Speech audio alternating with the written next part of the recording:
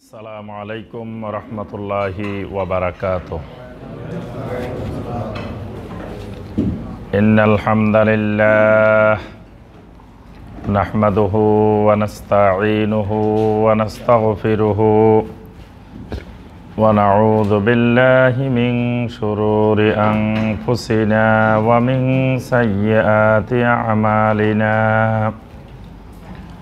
من يهده الله فلا مضل له ومن يضلل فلا هادي له وأشهد أن لا إله إلا الله وحده لا شريك له وأشهد أن محمدا عبده ورسوله يا أيها الذين آمنوا اتقوا الله حق تقاته ولا تموتن إلا وأنتم مسلمون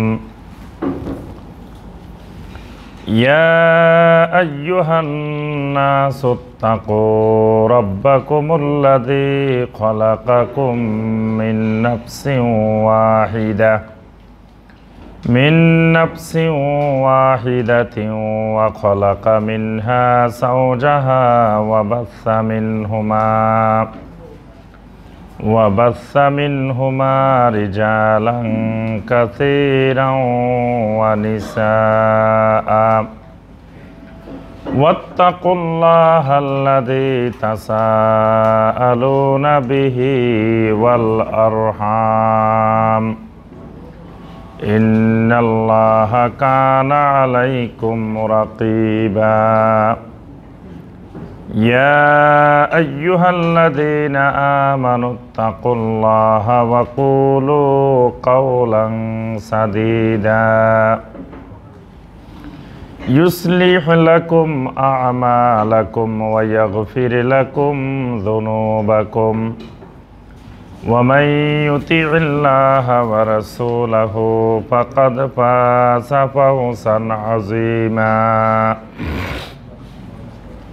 أما بعد فإن خير الحديث كتاب الله وخير الهدي هدي محمد صلى الله عليه وسلم وشر الأمور محدثاتها وكل محدثة بدعة وكل بدعة ضلالة وكل ضلالة في النار اللهم صل على محمد وعلى آل محمد كما صليت على إبراهيم وعلى آل إبراهيم إنك حميد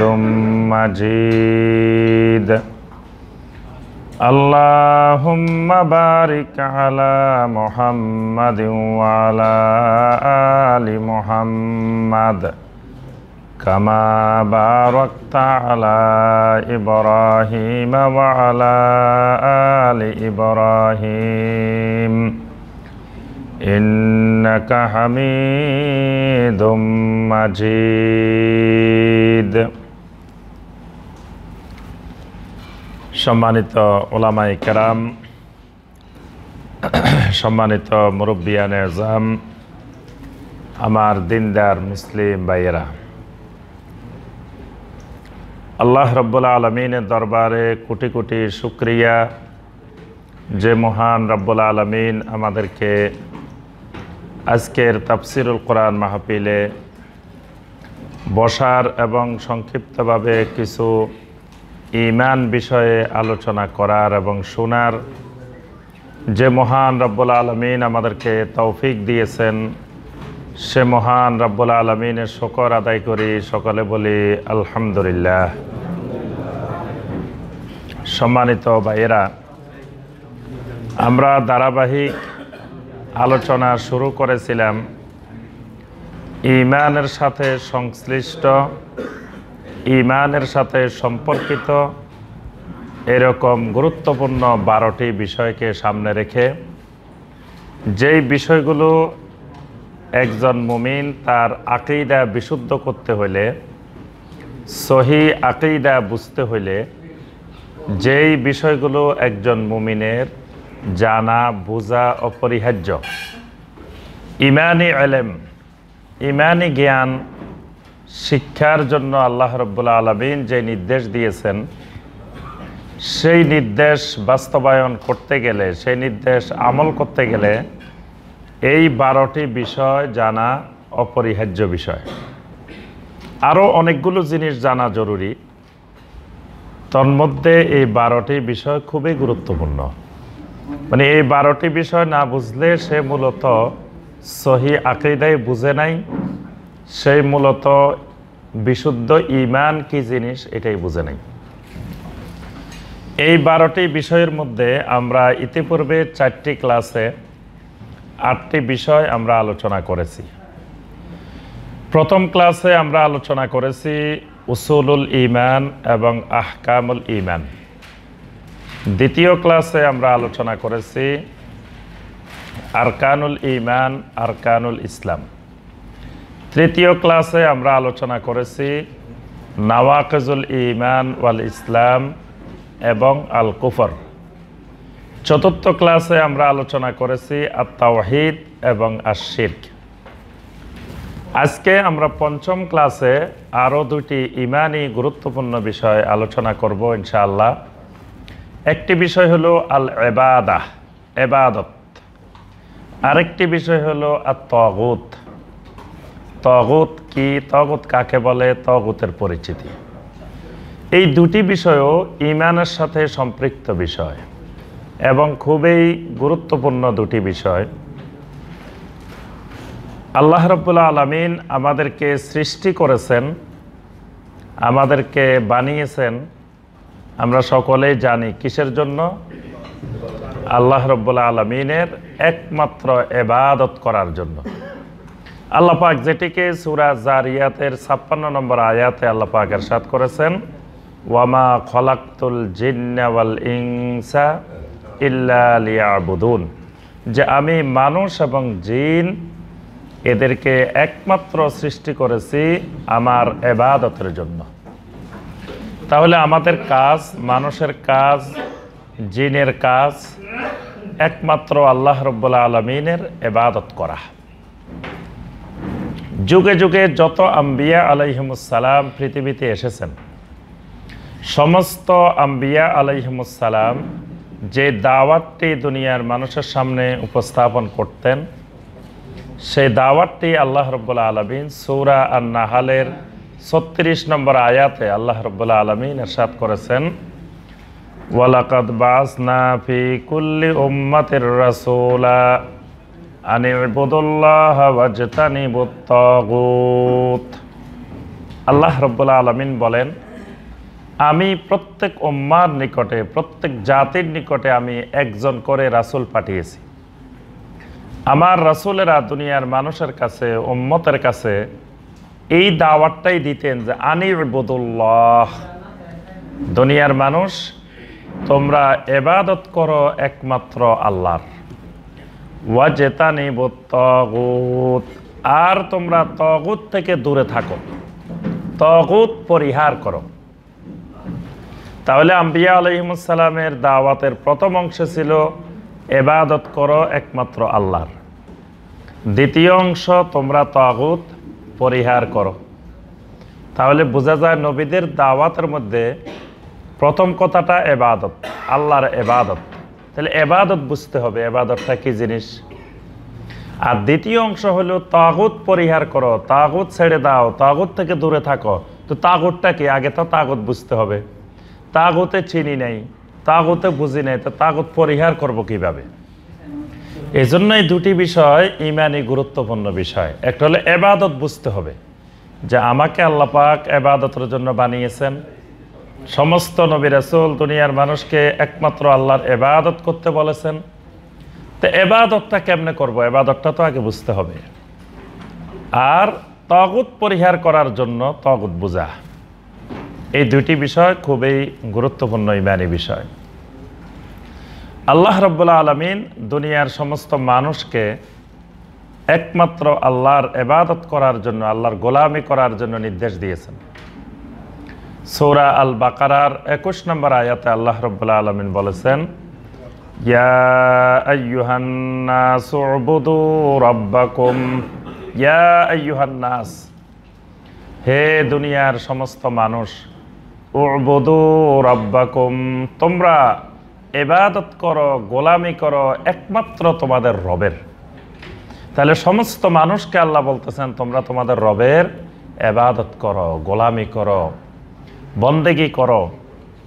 তাহলে ইবাদত দুনিয়ার সমস্ত মানুষের উপরে ফরজে আইন ইবাদত বুঝা, যে ইবাদত কি। এই জন্য আমরা প্রথম আলোচনা করব ইবাদত সম্পর্কিত বিষয়, যে ইবাদত কাকে বলে, ইবাদত কত প্রকার, ইবাদতের রোকন কয়টি, ইবাদত কবুল হওয়ার শর্ত কয়টি, এই জিনিসগুলো বুঝতে হবে। না হয় শুধু ইবাদত করে যাব কিন্তু কোনো ইবাদত আল্লাহ রাব্বুল আলামিনের কাছে কবুল হবে না।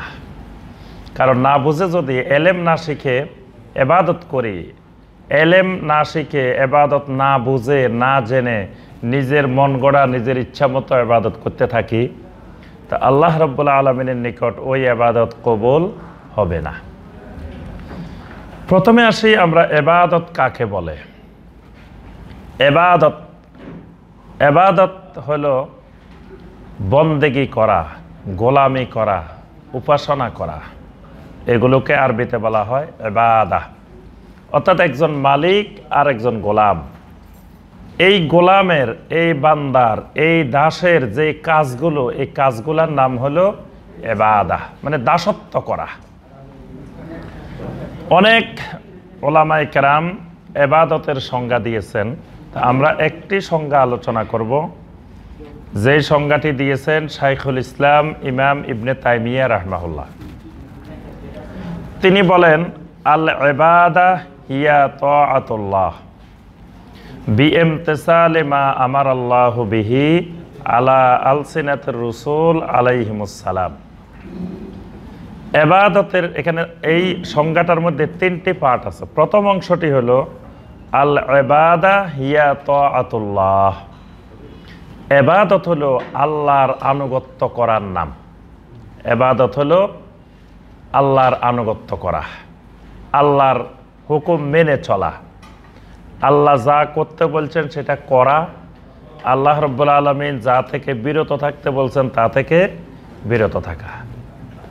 বিইমতিসালি মা আমারাল্লাহু বিহি, তবে এই আল্লাহর আনুগত্যটা হইতে হবে আল্লাহ পাক যেভাবে আনুগত্য করার জন্য নির্দেশ দিয়েছেন, আল্লাহর নির্দেশের আলোকে হইতে হবে। আল্লাহর নির্দেশের বাহিরে গিয়ে ওই একই কাজটা করলেও সেটা ইবাদত হয় না। যেমন আল্লাহ রাব্বুল আলামিন নির্দেশ দিচ্ছেন যে আরাফার ময়দানে 9 জিলহজ সূর্য পশ্চিম আকাশে ঢলে পড়ার পর থেকে সূর্য অস্ত পর্যন্ত এখানে অবস্থান করার জন্য। এখন আমরা যদি সেই 9 জিলহজ বাদ দিয়ে এখন বর্তমান সময়, এখন যদি মনে করি যে ওই সময় এত লক্ষ লক্ষ মানুষের ভিড়, ওখানে বসে থাকা কত কষ্ট, এখন আমরা ফ্রি আছে, এখন কেউ নাই, আমরা সবাই গিয়ে আরাফার ময়দানে বসে থাকি। এখন যদি সারা বছরও বসে থাকি তো কোনো ফজিলত নাই, এটা আল্লাহর ইবাদত হবে না। শুধু বছরে একটা দিন, একটা নির্দিষ্ট সময়, কারণ এই সময়টা আল্লাহর হুকুম, আল্লাহ বলছেন এখানে অবস্থান করার জন্য। আর বাকি সারা বছর যদি আরাফাতের ময়দানে যায় বসে থাকি, ওই বাড়ি দ্বারা বসে থাকা যে কথা, আরাফাতের ময়দানে বসে থাকা একই কথা, এর মধ্যে কোনো পার্থক্য নাই, কোনো সওয়াব নাই, কিছু নাই। তাহলে এটা পার্থক্য হলো কেন? যে আল্লাহর ইবাদত হলো আল্লাহ যখন যেখানে যেই সময়ে যেইভাবে বসে থাকতে বলছেন, করতে বলছেন, সেটার নাম ইবাদত। মুজদালিফার ময়দানে কোনো ইবাদত নাই। মুজদালিফার ময়দানে এসে মাগরিব এবং এশা একসাথে আদায় করে ঘুমাই থাকা, এটাই ইবাদত। এখানে আর কোনো ইবাদত নাই। তাহলে আল্লাহ পাক যেখানে ঘুমায় থাকতে বলেন সেখানে ঘুমায় থাকা ইবাদত, আল্লাহ পাক যেখানে দাঁড়ায় থাকতে বলেন সেখানে দাঁড়িয়ে থাকা ইবাদত, আল্লাহ পাক যেখানে বসে থাকতে বলেন সেখানে বসে থাকা ইবাদত, যেখানে যে অবস্থায় আল্লাহ রাব্বুল আলামিন করতে বলেন সেটা মেনে চলার নাম ইবাদত। আলা আলসিনাতের রসুল আলাইহিমুস সালাম। এখন আল্লাহ যে বলছে এখানে বসে থাকো, এখানে দাঁড়ায় থাকো, এখানে শুয়ে থাকো, এখানে এটা করো, জানবো কিভাবে? আল্লাহ তো আমাদের সাথে সরাসরি কথা বলেন না। তাহলে আল্লাহ রাব্বুল আলামিনের ইবাদতটা জানার মাধ্যম হলো আম্বিয়া আলাইহিমুস সালাম, আল্লাহর রাসূলেরা। আল্লাহর রাসূলদের মাধ্যমে, নবী রাসূলদের মাধ্যমে আল্লাহর নির্দেশগুলো অবগত হয়ে আল্লাহর আনুগত্য করা, এটার নাম হলো আল্লাহর ইবাদত। আচ্ছা, ইবাদত কত প্রকার, ইবাদত কতভাবে করা যায়? একজন মানুষকে আল্লাহ রাব্বুল আলামিন যা কিছু দিয়েছেন সব কিছু আল্লাহ রাব্বুল আলামিন আল্লাহর ইবাদতের জন্য দিয়েছেন। একজন মানুষকে আল্লাহ রাব্বুল আলামিন যা কিছু দিয়েছেন সব কিছুই আল্লাহর ইবাদতের জন্যই দিয়েছেন। প্রথমে এই মৌলিক কথাটা বুঝতে হবে যে আল্লাহ সুবহানাহু ওয়া তাআলা একজন মানুষের আয়ত্তাধীনে, একজন মানুষের অধীনে যা কিছু দান করেছেন সব আল্লাহর ইবাদতের জন্য দিয়েছেন। কারণ আল্লাহ রাব্বুল আলামিন মানুষকে সৃষ্টি করেছেন আল্লাহর ইবাদতের জন্য। ইবাদতের জন্য যা যা দরকার আল্লাহ মানুষকে তা তা দিয়েছেন। আল্লাহ মানুষকে যা দিয়েছেন একমাত্র আল্লাহর ইবাদতের জন্য দিয়েছেন।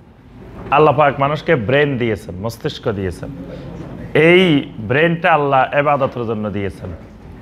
আল্লাহ পাক মানুষের একটা শরীর, এই শরীরে কত রকমের উপাদান, কত রকমের আল্লাহ পাক অঙ্গ প্রত্যঙ্গ দিয়েছেন, এই সবগুলা দিয়েছেন একমাত্র আল্লাহর ইবাদতের জন্য, গোলামের জন্য। আল্লাহ পাক মানুষের হাতে টাকা পয়সা দেন, এই টাকা পয়সাগুলো আল্লাহর ইবাদতের জন্য, আল্লাহর গোলামের জন্য দেন। আল্লাহ পাক মানুষকে কিছু ক্ষমতা দেন, পাওয়ার দেন, এটা আল্লাহর ইবাদতের জন্য দেন। আল্লাহ রাব্বুল আলামিন মানুষের আন্ডারে, এক মানুষের আন্ডারে আরেক মানুষকে অধীনস্থ করেন। কেন করেন? আল্লাহর ইবাদতের জন্য। অর্থাৎ একজন মানুষের অধীনে যা আছে সব ইবাদতের আওতাভুক্ত, ইবাদতের বাহিরে কোনো কিছু নাই। তাহলে আমরা বুঝলাম যে আমার শরীর মাথা থেকে শুরু করে পা পর্যন্ত এটা আমার নিয়ন্ত্রণে। কেন আল্লাহ পাক আমার নিয়ন্ত্রণে দিয়েছেন? এটাকে দিয়ে আল্লাহর গোলামি করার জন্য, আল্লাহর ইবাদত করার জন্য। টাকা পয়সা যা আমার নিয়ন্ত্রণে আছে এটা আল্লাহ কেন দিয়েছেন? আল্লাহর ইবাদতের জন্য। আমার অধীনে আমার স্ত্রী, ছেলে মেয়ে, পরিবার পরিজন, তারপরে স্থানীয় অন্যান্য মানুষ যাদেরকে অধীনস্থ করেছেন, এদেরকে কেন আল্লাহ আমার অধীনস্থ করলেন? আল্লাহর ইবাদতের জন্য, আল্লাহর গোলামের জন্য। তাহলে এই যত অধীনস্থ আমার আওতাধীন যা আছে এসব কিছু ইবাদতের মাধ্যম, ইবাদতের উপাদান। ফুকাহায়ে কেরাম দেখেছেন, গবেষণা করে যে কোন কোন জিনিসের মাধ্যমে আল্লাহর ইবাদত হয়। এক নম্বর, আল্লাহর ইবাদত হয় বিল কালবে, কালবের মাধ্যমে। ইবাদতের একটা গুরুত্বপূর্ণ স্থান হলো কালব। অনেকগুলো আল্লাহর ইবাদত কালবের মাধ্যমে হয়। যেমন ঈমান, ঈমান কিন্তু একটা ইবাদত। ঈমানটা ইবাদতের একটা পার্ট, ইবাদতের একটা অংশ। তাহলে ঈমানটা হলো কালবের ইবাদত। ঈমানের স্থানটা হলো কালবের মধ্যে। ঈমান থাকে কালবের মধ্যে। ঈমানের কেন্দ্রবিন্দু, মূল জায়গা কালবের মধ্যে, অন্তরের মধ্যে। এজন্য ঈমান বাহিরে পুরাপুরি 100% ঈমান বাহিরে বোঝা যায় না। ঈমানের কিছু আলামত, ঈমানের কিছু চিহ্ন বাহিরে প্রকাশ পায়, কিন্তু মূল ঈমান বাহিরে বোঝা যায় না, ভিতরে থাকে। এজন্য দেখেন অনেক মুনাফেক, আব্দুল্লাহ বিন উবাই সহ অনেক মুনাফেক, এই সকল মুনাফেকদের বাহ্যিকভাবে মনে হইতো এরা মুসলিম, এরা মুমিন, কিন্তু এদের গন্ডগোলটা ছিল কোন জায়গায়? কালবের মধ্যে। আল্লাহ পাক বলছেন ফি কুলুবিহিম মারাদুন ফাযাদাহুমুল্লাহু মারাদা, তাদের অন্তরের ভিতরে কালবের ভিতরে রোগ হয়েছে, বেয়াদি হয়েছে, ওই বেয়াদিকে ওই রোগকে আল্লাহ আরো বাড়ায় দিয়েছেন। তাহলে এই মুনাফিকদের বাহ্যিক কর্মকাণ্ডে মনে হইতো এরা মুসলিম। তাহলে ইসলাম যদি বাহিরের কর্মকাণ্ডেই সীমাবদ্ধ হইতো, ঈমান যদি বাহিরি কর্মকাণ্ডে সীমাবদ্ধ হইতো, তাহলে এরা মুনাফিক হইতো না।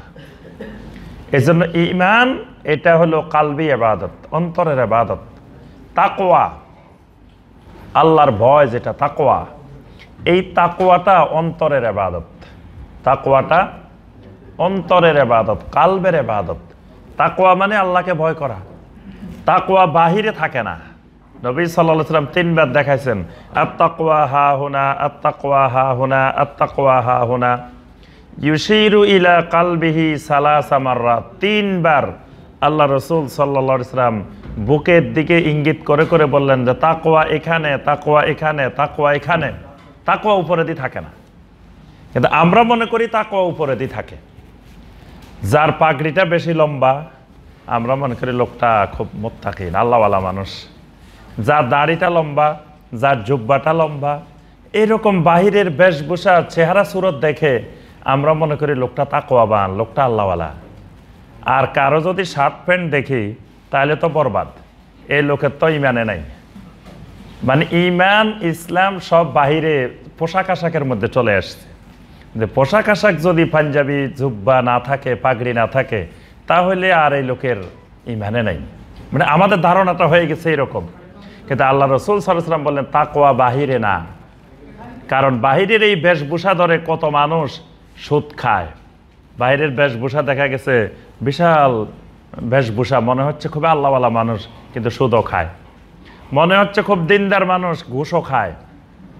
মনে হচ্ছে খুব দিনদার মানুষ, দেখা যায় মানুষের সাথে প্রতারণা করে, ধোঁকাবাজি করে, মিথ্যা বলে, তারপরে মা বাবার সাথে বেয়াদবি করে, স্ত্রীর সাথে গালিগালাজ করে, খারাপ আচরণ করে। তারপরে দেখা যায় এরকম ভালো বাহ্যিকভাবে চেহারা সুরত বেশভূষা ভালো, আবার খুন, দর্শন, অপরাধ এগুলোর সাথেও জড়িত, জুয়া, বিভিন্ন অপরাধের সাথে জড়িত। তাহলে বোঝা গেল বাহিরের বেশভূষা তাকওয়ার পরিচয় বহন করে না। তাকওয়া হলো ভিতরে। আল্লাহ রাসূল সাল্লাল্লাহু আলাইহি ওয়াসাল্লাম বলেন তাকওয়া ভিতরে। আবার কিছু কিছু মানুষ দেখা যায় যে বাহিরে পাগড়ি পরে, জুব্বা পরে, দাড়ি পরে, আবার শিরকও করে। আবার কিছু মানুষ আছে শার্ট প্যান্ট পরে, কিন্তু জীবনেও শিরক করে না। কোন মানুষটা আল্লাহর ওলি বলেন তো দেখি? শার্ট প্যান্ট পরা মানুষটা আল্লাহর ওলি না জুব্বাওয়ালাটা আল্লাহর ওলি? জুব্বা পরে, দাড়ি রেখে, মাথায় টুপি দিয়ে, পাগড়ি দিয়ে, রং বেরঙের পাগড়ি দিয়ে দুনিয়া শিরক করে বেড়ায়, কবরে সাজদা করে, বিভিন্ন জায়গায় শিরকের বড় বড় কাজ করে বেড়ায়। কিন্তু আমরা সমাজ মনে করি যে এইটা শিরক করলেও উনি আল্লাহর ওলি। মানে শিরক করলেও লোকটাকে সমাজে সবাই আল্লাহর ওলি মনে করে।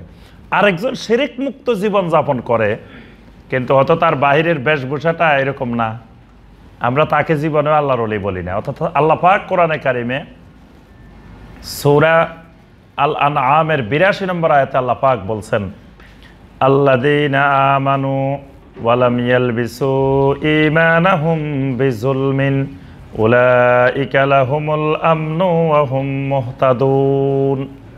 আল্লাহ রাব্বুল আলামিন বলেন, আল্লাযীনা আমানু, যেই মানুষটা ঈমান এনেছে, ওয়া লাম ইয়ালবিসু ঈমানাহুম বিযুলমিন, তার ঈমানকে শিরকের সাথে মিশ্রিত করে নাই, তার ঈমানটা শিরক মুক্ত তাওহীদি ঈমান। আল্লাহ পাক ঘোষণা দিয়েছেন উলাইকা লাহুমুল আমনু, এই লোকটার নিরাপত্তার অধিকারী। এই লোক দুনিয়াতেও নিরাপদ, আখিরাতেও নিরাপদ। ওয়া হুম মুহতাদুন, এই লোকটা হেদায়েত প্রাপ্ত। এই লোকটা হেদায়েত পাইছে যে শিরক করে না, শিরক মুক্ত। অথচ আমরা দেখি যে শিরক করে, কিন্তু বাহ্যিক বেশভূষা দেখলে আমরা আল্লাহর ওলি মনে করে বসে থাকি। অর্থাৎ এটার মূল কারণ হলো আমরা তাকওয়া বুঝি নেই। এই জন্য নবী সাল্লাল্লাহু আলাইহি ওয়াসাল্লাম উম্মতকে সতর্ক করেছেন যে তাকওয়া থাকে ভিতরে, তাকওয়া উপরে না। তাহলে তাকওয়ার স্থান হলো কালব। তাওয়াক্কুল, আল্লাহর উপরে তাওয়াক্কুল করা, এটা একটা গুরুত্বপূর্ণ ইবাদত। তাওয়াক্কুলটা থাকে কালবের ভিতরে। তারপরে ইখলাস, তারপরে খাশিয়াতুল্লাহ, তারপরে নিয়াত, অনেক ইবাদত আছে যেগুলো কালবের ভিতরে থাকে। আবার অনেক ইবাদত আছে শারীরিক ইবাদত, শরীর দিয়ে করতে হয়।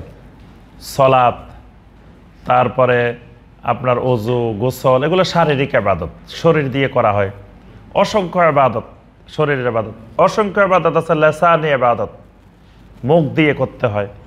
জিক্রুল্লাহ, আল্লাহর জিকির, কোরআন তেলাওয়াত, তারপর সত্য কথা বলা, তারপরে মানুষের উপকার করা, কল্যাণকর কথা বলা, দাওয়াত দেওয়া, তাবলিগ করা, এই সবগুলা হলো লিসানি ইবাদত।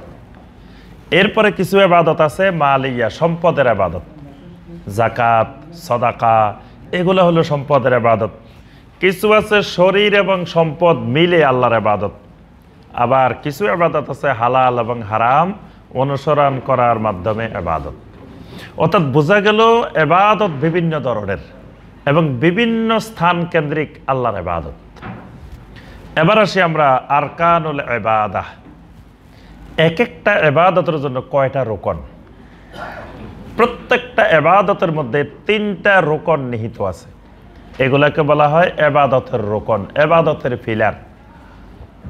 এই 3টা রোকনের একটা রোকন যদি ছুটে যায়, ওইটা ইবাদত হয় না। এই জন্য আল্লাহর প্রত্যেকটা ইবাদতের সাথে খেয়াল রাখতে হবে যে 3টা রোকন আছে। 1 নম্বর রোকন হলো আল মহব্বতুল কামেলা লিল্লাহি আযজা ওয়া জাল্লা। আল্লাহ রাব্বুল আলামিনের জন্য পরিপূর্ণ মহব্বত, আল্লাহর ভালোবাসার সাথে আল্লাহর ইবাদত করতে হবে। ভালোবাসা নাই, যত ইবাদত করুক ওইটা ইবাদত হবে না। আর ভালোবাসাটা হইতে হবে একমাত্র আল্লাহর ভালোবাসা। কিন্তু আল্লাহকেও ভালোবাসে, আবার আল্লাহর সঙ্গে অন্যকেও ভালোবাসে। এখানে খেয়াল রাখতে হবে 2টা জিনিস, একটা হলো আল মহব্বতু লিল্লাহ, আর একটা হলো আল মহব্বতু মা আল্লাহ। আল্লাহর সঙ্গে আল্লাহর মতো যদি অন্য কাউকে মহব্বত করে, এটা শিরক। কিন্তু আল্লাহর জন্য, আল্লাহর উদ্দেশ্যে কাউকে যদি মহব্বত করে, এটা ঈমান। মানে প্রথমে মহব্বত করতে হবে পরিপূর্ণরূপে আল্লাহ রাব্বুল আলামিনকে। আল্লাহ রাব্বুল আলামিনকে মহব্বত করার পরে যেই লোকটা আল্লাহ সুবহানাহু ওয়া তাআলাকে মহব্বত করবে, সে আল্লাহর জন্য অন্যদেরকে মহব্বত করবে। মানে আমাকে আপনি ভালোবাসবেন কেন? আল্লাহর জন্য, আল্লাহর সন্তুষ্টির জন্য। আমার চেহারা সুরত দেখে ভালোবাসা যাবে না, আমার অন্য কিছু দেখে ভালোবাসা যাবে না। ভালোবাসতে হবে কি জন্য? আল্লাহর সন্তুষ্টির জন্য। লোকটা আল্লাহকে মহব্বত করে, লোকটা আল্লাহর হুকুম মেনে চলে, এজন্য আমি লোকটাকে মহব্বত করি। এটা হলো আল্লাহর জন্য মহব্বত। এজন্য নবী সাল্লাল্লাহু আলাইহি ওয়াসাল্লাম বলছেন, মান আহাব্বা লিল্লাহ ওয়া আবগাদা লিল্লাহ ওয়া আতা লিল্লাহ ওয়া মানাআ লিল্লাহ ফাকাদ ইসতাকমালাল ঈমান। যে ব্যক্তি কাউকে ভালোবাসে আল্লাহর জন্য, কাউকে অপছন্দ করে তাও আল্লাহর জন্য, কাউকে কিছু দেয় তাও আল্লাহর জন্য, কাউকে কিছু দেওয়া থেকে বিরত থাকে তাও আল্লাহর জন্য, ফাকাদ ইসতাকমালাল ঈমান, বুঝতে হবে এই লোকটার ঈমান পরিপূর্ণ হয়ে গেছে। সুবহানাল্লাহ। তাহলে প্রত্যেকটি ইবাদতের প্রথমে আল্লাহকে ভালোবাসতে হবে, মহব্বত করতে হবে। একজন ঈমানদার সবচেয়ে বেশি ভালোবাসবে কাকে? আল্লাহ সুবহানাহু ওয়া তাআলাকে। সূরা আল বাকারার 165 নম্বর আয়াতে আল্লাহ পাক বলছেন, ওয়াল্লাযীনা আমানু আশাদ্দু হুব্বাল লিল্লাহ। যারা ঈমানদার তারা সবচেয়ে বেশি মহব্বত করে, ভালোবাসে আল্লাহ রাব্বুল আলামিনকে। তাফসীর ইবনে কাসিরের মধ্যে বলা হয়েছে যে আল্লাহকে ভালোবাসে কিভাবে মানুষ। আমি আল্লাহকে ভালোবাসতে চাই, আল্লাহকে ভালোবাসি, তো ভালোবাসবোটা কিভাবে? তাফসীর ইবনে কাসিরে বলা হয়েছে যে ভালোবাসা হলো লা ইউশরিকুনা বিহি শাইআ। আল্লাহকে ভালোবাসার আলামত, আল্লাহকে ভালোবাসার চিহ্ন হলো সে আল্লাহর সাথে কাউকে শরীক করে না। এটা হলো আল্লাহকে ভালোবাসার দলিল। ইয়াবুদুনাহু ওয়াহদা, যত ইবাদত আছে একমাত্র আল্লাহর জন্য করে। ওয়া ইয়াতাওয়াক্কালুনা আলাই, আল্লাহর উপরে তাওয়াক্কুল করে।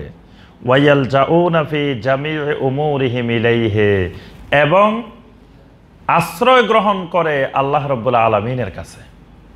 তার বিপদে আপদে সমস্যায় সবসময় আল্লাহর আশ্রয়ে থাকে। এরকম যদি করে তাহলে বোঝা যাবে সে সবচেয়ে বেশি ভালোবাসে আল্লাহ রাব্বুল আলামিনকে। এই জন্য আল্লাহ পাক সূরা আলে ইমরানের 31 নম্বর আয়াতে বলছেন, কুল ইন কুনতুম তুহিব্বুনাল্লাহ ফাত্তাবিউনি। এখানে আল্লাহ পাক বলছেন, কুল, হে রাসূল আপনি বলুন, ইন কুনতুম তুহিব্বুনাল্লাহ, যদি তোমরা আল্লাহকে মহব্বত করতে চাও, ভালোবাসো। তো ভালোবাসার কথা কেন আনলেন? কারণ ইবাদতের 1 নম্বর রুকন হলো মহব্বত। এখানে ভালোবাসতে চাও মানে যদি তোমরা আল্লাহর ইবাদত করো, তো ইবাদতটা করতে হবে ফাত্তাবিউনি, আমি রাসূলের ইত্তেবা অনুসরণ করে করতে হবে।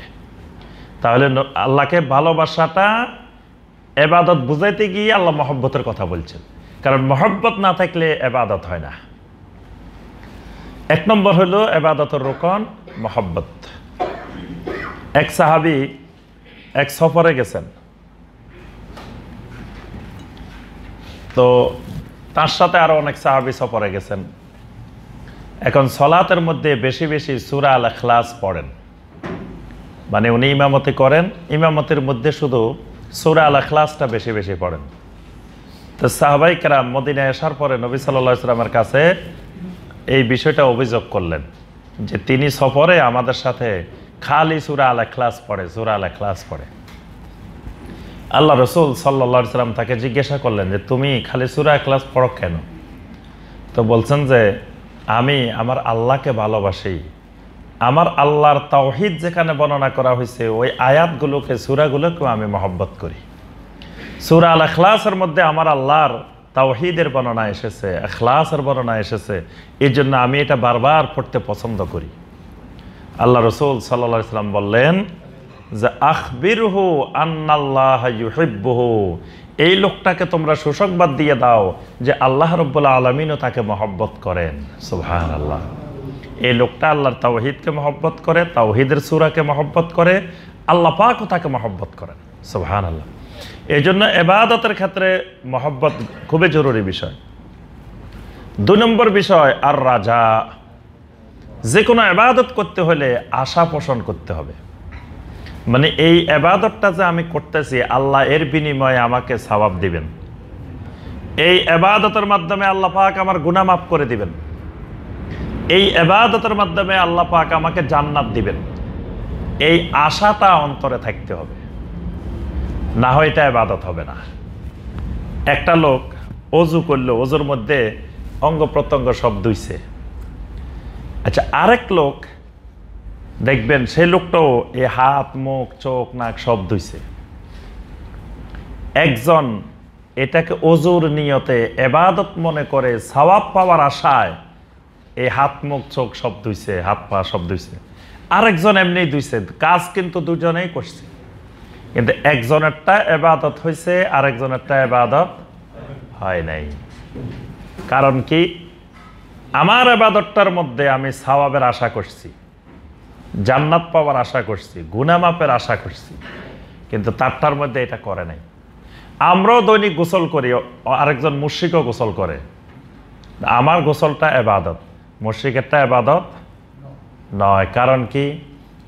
আমার এখানে এই ইবাদতের মাধ্যমে আমার আশা আছে, আমি সওয়াবের আশা পোষণ করি, আমি গুনাহ মাফের আশা পোষণ করি, জান্নাত পাওয়ার আশা পোষণ করি, কিন্তু আরেকজন করে নাই।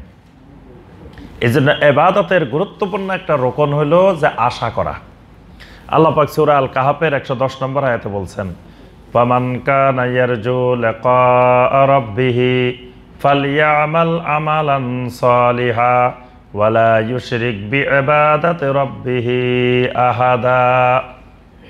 ফামান কানা ইয়ারজু লিকা রাব্বিহি, যে ব্যক্তি আশা পোষণ করে সে তার রবের সাথে সাক্ষাৎ করবে, আল্লাহর সাথে যে দেখা করতে চায়, সাক্ষাৎ করতে চায়, এটার আশা পোষণ করে, ফালিয়ামাল আমালান সালিহা, সেই জন্য বেশি বেশি আমলে সালেহ করে। সুবহানাল্লাহ। ওয়ালা ইউশরিক বিইবাদাতি রাব্বিহি আহাদা, সেই যেন তার রবের ইবাদতের মধ্যে কাউকেও যেন সে শরীক না করে। তাহলে এখানে আল্লাহ পাক আশা পোষণের কথা বলছেন, ফামান কানা ইয়ারজু লিকা রাব্বিহি, যে তার রবের সাথে সাক্ষাতের আশা করে। তাহলে আমল করার মধ্যে আশা থাকতে হবে। আমলের মধ্যে যদি আশা না থাকে তাহলে এটা ইবাদত হবে না। আল্লাহ পাক সূরা আল ইসরার 57 নম্বর আয়াতে বলছেন, ওয়া ইয়ারজুনা রাহমাতাহ, মুমিনেরা সবসময় আল্লাহর রহমতের আশা করে, রহমত প্রত্যাশী।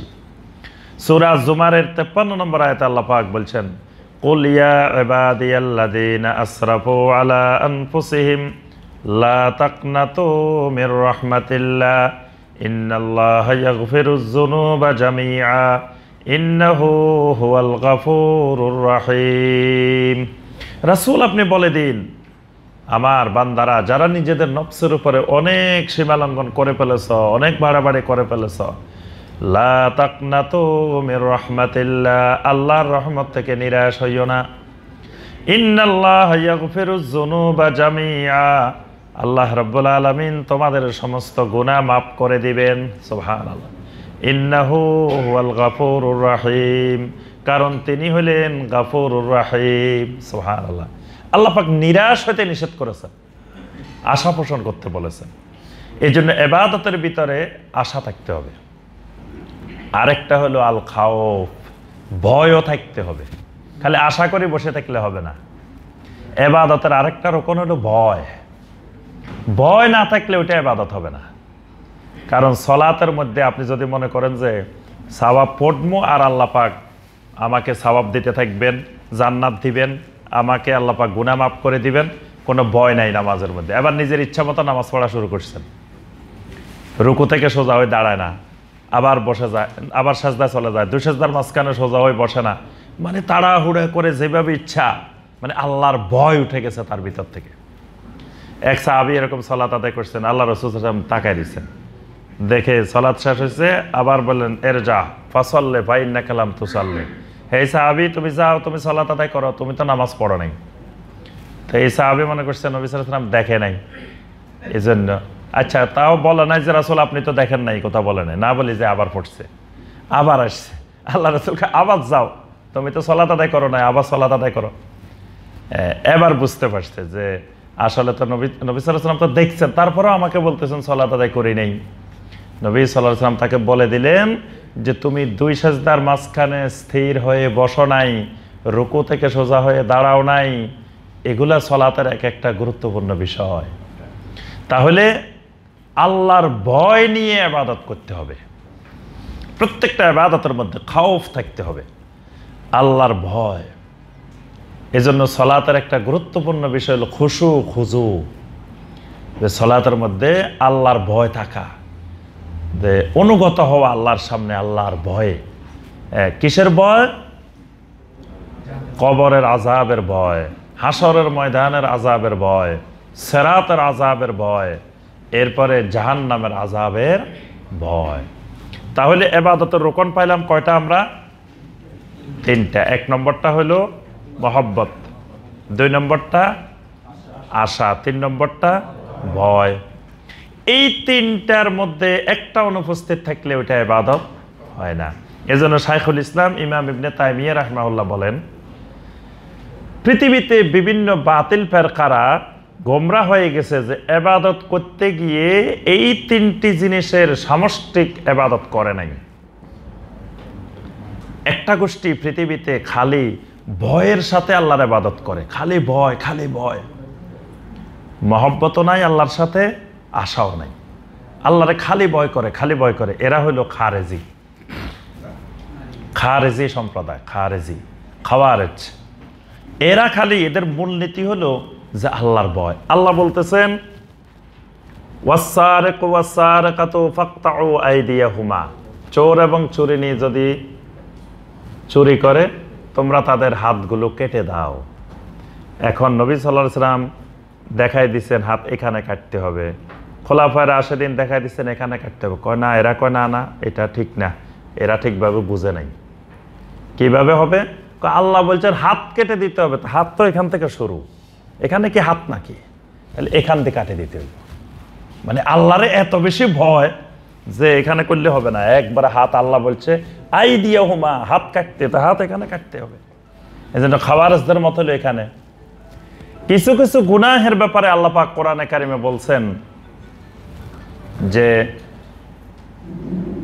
তারা জাহান্নামে ঢুকবে স্থায়ীভাবে, ইউদখিলহু নারান খালিদান ফিহা। তিনটা অপরাধ বিশেষ করে এই তিনটার ব্যাপারে আল্লাহ পাক বলছেন এরা স্থায়ীভাবে জাহান্নামে যাবে। তো মুমিন কিন্তু স্থায়ী জাহান্নামী না।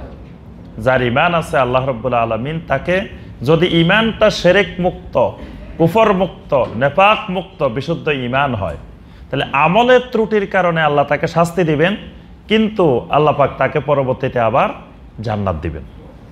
কিন্তু খাওয়ার যারা বলে না, আল্লাহ পাক বলছেন যে একটা অপরাধ হলো মুমিনকে হত্যা করলে, ওয়ামাই ইয়াকতুল মুমিনা মুতাআম্মিদান ফাজাযাউহু জাহান্নাম খালিদান ফিহা।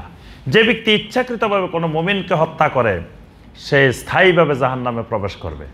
খারেজিরা কয় বাস কোনো কবিরা গুনাহ করলে তার ঈমান চলে যায়, সে জাহান্নামে যাবে আর বাইর হবে না।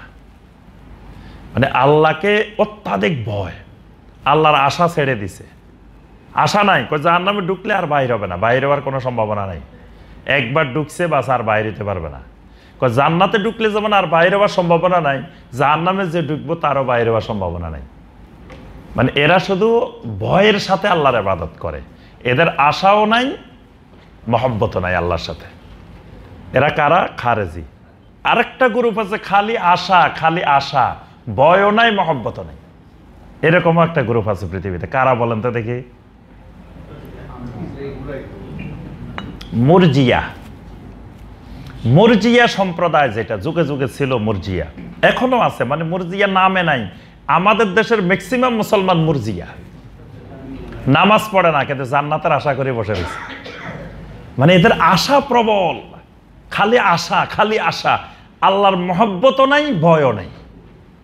কয়ের মেয়ে নামাজ না পড়লে কি আমার ঈমান ঠিক আছে, আমি মানে সে নামাজ পড়ে না কিন্তু জান্নাতে যাবে আশা করে বসে আছে। এমন আশা, খালি যে সে আশা না, মানে মনে হচ্ছে আল্লাহ তাকে, সে মুসলমানের ঘরে জন্মগ্রহণ করছে, এজন্য আল্লাহর উপর ফরজ হয়ে গেছে আল্লাহ তারা জান্নাতে দেওয়া। মানে আল্লাহ জান্নাতে না দিলে মনে হয় আল্লাহ জুলুম করে ফেলবো, নাউযুবিল্লাহ। মানে আশাটা একবারে এইরকম, বুক ভরা আশা নিয়ে বসে আছে। এটা হলো মুরজিয়া, যে এরা আল্লাহর ইবাদত শুধু আশা নিয়ে করে, ভয়ও নাই, মহব্বতও নেই। এই জন্য দেখবেন মাঝে মাঝে শুক্রবারে আসে, হাজিরা দিয়ে যায়, কয় ৩-৪ জুমা একবার হাজিরা দিলে মুসলমানের খাতায় নাম থাকে। এই আশা নিয়ে বসে আছে, অথচ এগুলো নিষ্ফল আশা। তাহলে এটাও গুমরাহির লক্ষণ যে মহব্বত নাই, ভয় নাই, শুধু আশা। আরেকটা সম্প্রদায় আছে, আশাও নাই, ভয়ও নাই, খালি মহব্বত। এরা কারা বলেন তো দেখি? হ্যাঁ, সুফি। এটা আমার কথা না, এই বক্তব্যটা শাইখুল ইসলাম ইমাম ইবনে তাইমিয়া রাহিমাহুল্লাহ। তিনি বলছেন সুফি যারা, এরা আল্লাহরে ভয়ও করে না, আল্লাহর কাছে কিছু আশাও করে না। এদের থিওরিটা হলো জান্নাত ও দোজখ সে মাই কিয়া করো, আর জো হে মাই তুজে দেখা করো। আল্লাহ জান্নাতও চাই না, জাহান্নামও চাই না, তুমি যেখানে মনে চায় সেখানে দাও, আমরা খালি তোমারে চাই, মাওলারে চাই, মাওলার মহব্বত, মাওলার ইশক। কিন্তু আল্লাহকে ভয়ও করে না, আশাও করে না। এজন্য রাবেয়া বসরি নাম শুনছি না আমরা? এ ছিল একটা মস্তিষ্ক বিকৃত পাগল, কিন্তু এই মহিলা আমাদের দেশে এখন বিরাট আল্লাহর ওলি। ওয়াজ মাহফিলে বিভিন্ন জায়গায় শোনা যায় রাবেয়া বসরি নামে বিরাট আল্লাহর ওলি ছিল। তো এই পাগল মহিলা একদিন এক হাতে আগুন এক হাতে পানি নিয়ে দৌড় দিছে। সবাই জিজ্ঞাসা করে, এই তুমি কই যাও পাগলি এগুলা নিয়ে? কয় শোনো, এই যে পানি নিতেছি, জাহান্নামকে একবারে আগুন সব নিবাই ফেলবো, এই জন্য পানি নিতেছি। আর এই যে দেখো আগুন নিতেছি, জান্নাতকে জ্বালাই ফেলবো, জান্নাত জ্বালাই ফেলবো, জাহান্নাম একবারে নিবাই ফেলবো। তো কেন, কারণ কি তুমি এরকম খেপছো কেন জান্নাত জাহান্নামের উপরে? বলে যে পৃথিবীতে মানুষ আল্লাহর ইবাদত করে জান্নাত পাওয়ার আশায়, জাহান্নাম থেকে বাঁচার আশায়। এই দুটা না থাকলে মানুষ আর জান্নাত জাহান্নামের আশায় আর ভয়ে ইবাদত করবে না, খালি আল্লাহর মহব্বতে, মাওলার ইশকে ইবাদত করব। ভয়ও থাকবে না, আশাও থাকবে না। এই জন্য যুগে যুগে উলামায়ে কেরাম দুনিয়ার মানুষকে সতর্ক করেছেন, আহলুল ইলমেরা খবরদার, এইরকম আল্লাহর মহব্বতে মহব্বত করা যাবে না, করলে তোমার ইবাদতে বাতিল। কারণ কোরআনে অসংখ্য আয়াত আছে যেখানে আল্লাহ পাক জান্নাত চাওয়ার জন্য বলছেন, ওয়াসারিউ ইলা মাগফিরাতিম মির রাব্বিকুম ওয়া জান্নাতিন আরদুহাস সামাওয়াতু ওয়াল আরদ উইদ্দাত লিল মুত্তাকিন। আল্লাহ বলেন তোমরা তোমাদের রবের মাগফিরাতের দিকে দৌড়ায় আসো, ওই জান্নাতের দিকে দৌড়াইতে থাকো যেই জান্নাতের প্রস্থ আসমান আর জমিনের সমান। সুবহানাল্লাহ। তাহলে জান্নাতের দিকে দৌড়াইতে বলছেন আল্লাহ পাক। কোরআনে যত জায়গায় আল্লাহ পাক আমলের কথা বলছেন, ইমানের কথা বলছেন, সাথে জান্নাতের সুসংবাদ শুনাইছেন যাতে মুমিনেরা জান্নাতের আশা পোষণ করে। নবী সাল্লাল্লাহু আলাইহি সাল্লাম জান্নাতের জন্য দোয়া করতে বলছেন, আল্লাহর কাছে চাইতে বলছেন। বলছেন যে যখন তোমরা আল্লাহর কাছে জান্নাত চাও, ফাসআলুহুল ফেরদাউস, সবচেয়ে বড়টা চাইবা, ফেরদাউস চাইবা। তাহলে জান্নাত চাওয়াটা, জান্নাতের আশা পোষণ করাটা, এটা ইবাদত, ইবাদতের রুকন। আবার জাহান্নাম থেকে বাঁচা, আল্লাহ পাক কোরআনে কতবার বলছেন জাহান্নাম থেকে বাঁচার জন্য। জাহান্নামের ভয়, জাহান্নামের আযাব কত বর্ণনা আল্লাহ পাক দিয়েছেন যাতে মানুষ জাহান্নামকে ভয় করে। নবী সাল্লাল্লাহু আলাইহি ওয়াসাল্লাম দোয়া শিখাইছেন জাহান্নাম থেকে পানা চাও আল্লাহর কাছে, আশ্রয় চাও আল্লাহর কাছে। তাহলে বোঝা যায় যে আহলুস সুন্নাহ ওয়াল জামাতের আকীদা হলো যে এই তিনটার সমন্বয়ে ইবাদত, মহব্বত, আশা, ভয়। এবার আসি আমরা ইবাদত কবুলের শর্ত। আল্লাহ পাক কোরআনে কারিমে সূরা আল মুলকের 2 নম্বর আয়াতে বলছেন, আল্লাযী খালাকাল মাউতা ওয়াল হায়াতা লিয়াবলুয়াকুম আইয়ুকুম আহসানু আমালা। আল্লাহ পাক তোমাদের মাউত আর হায়াত সৃষ্টি করেছেন তোমাদেরকে পরীক্ষা করার জন্য।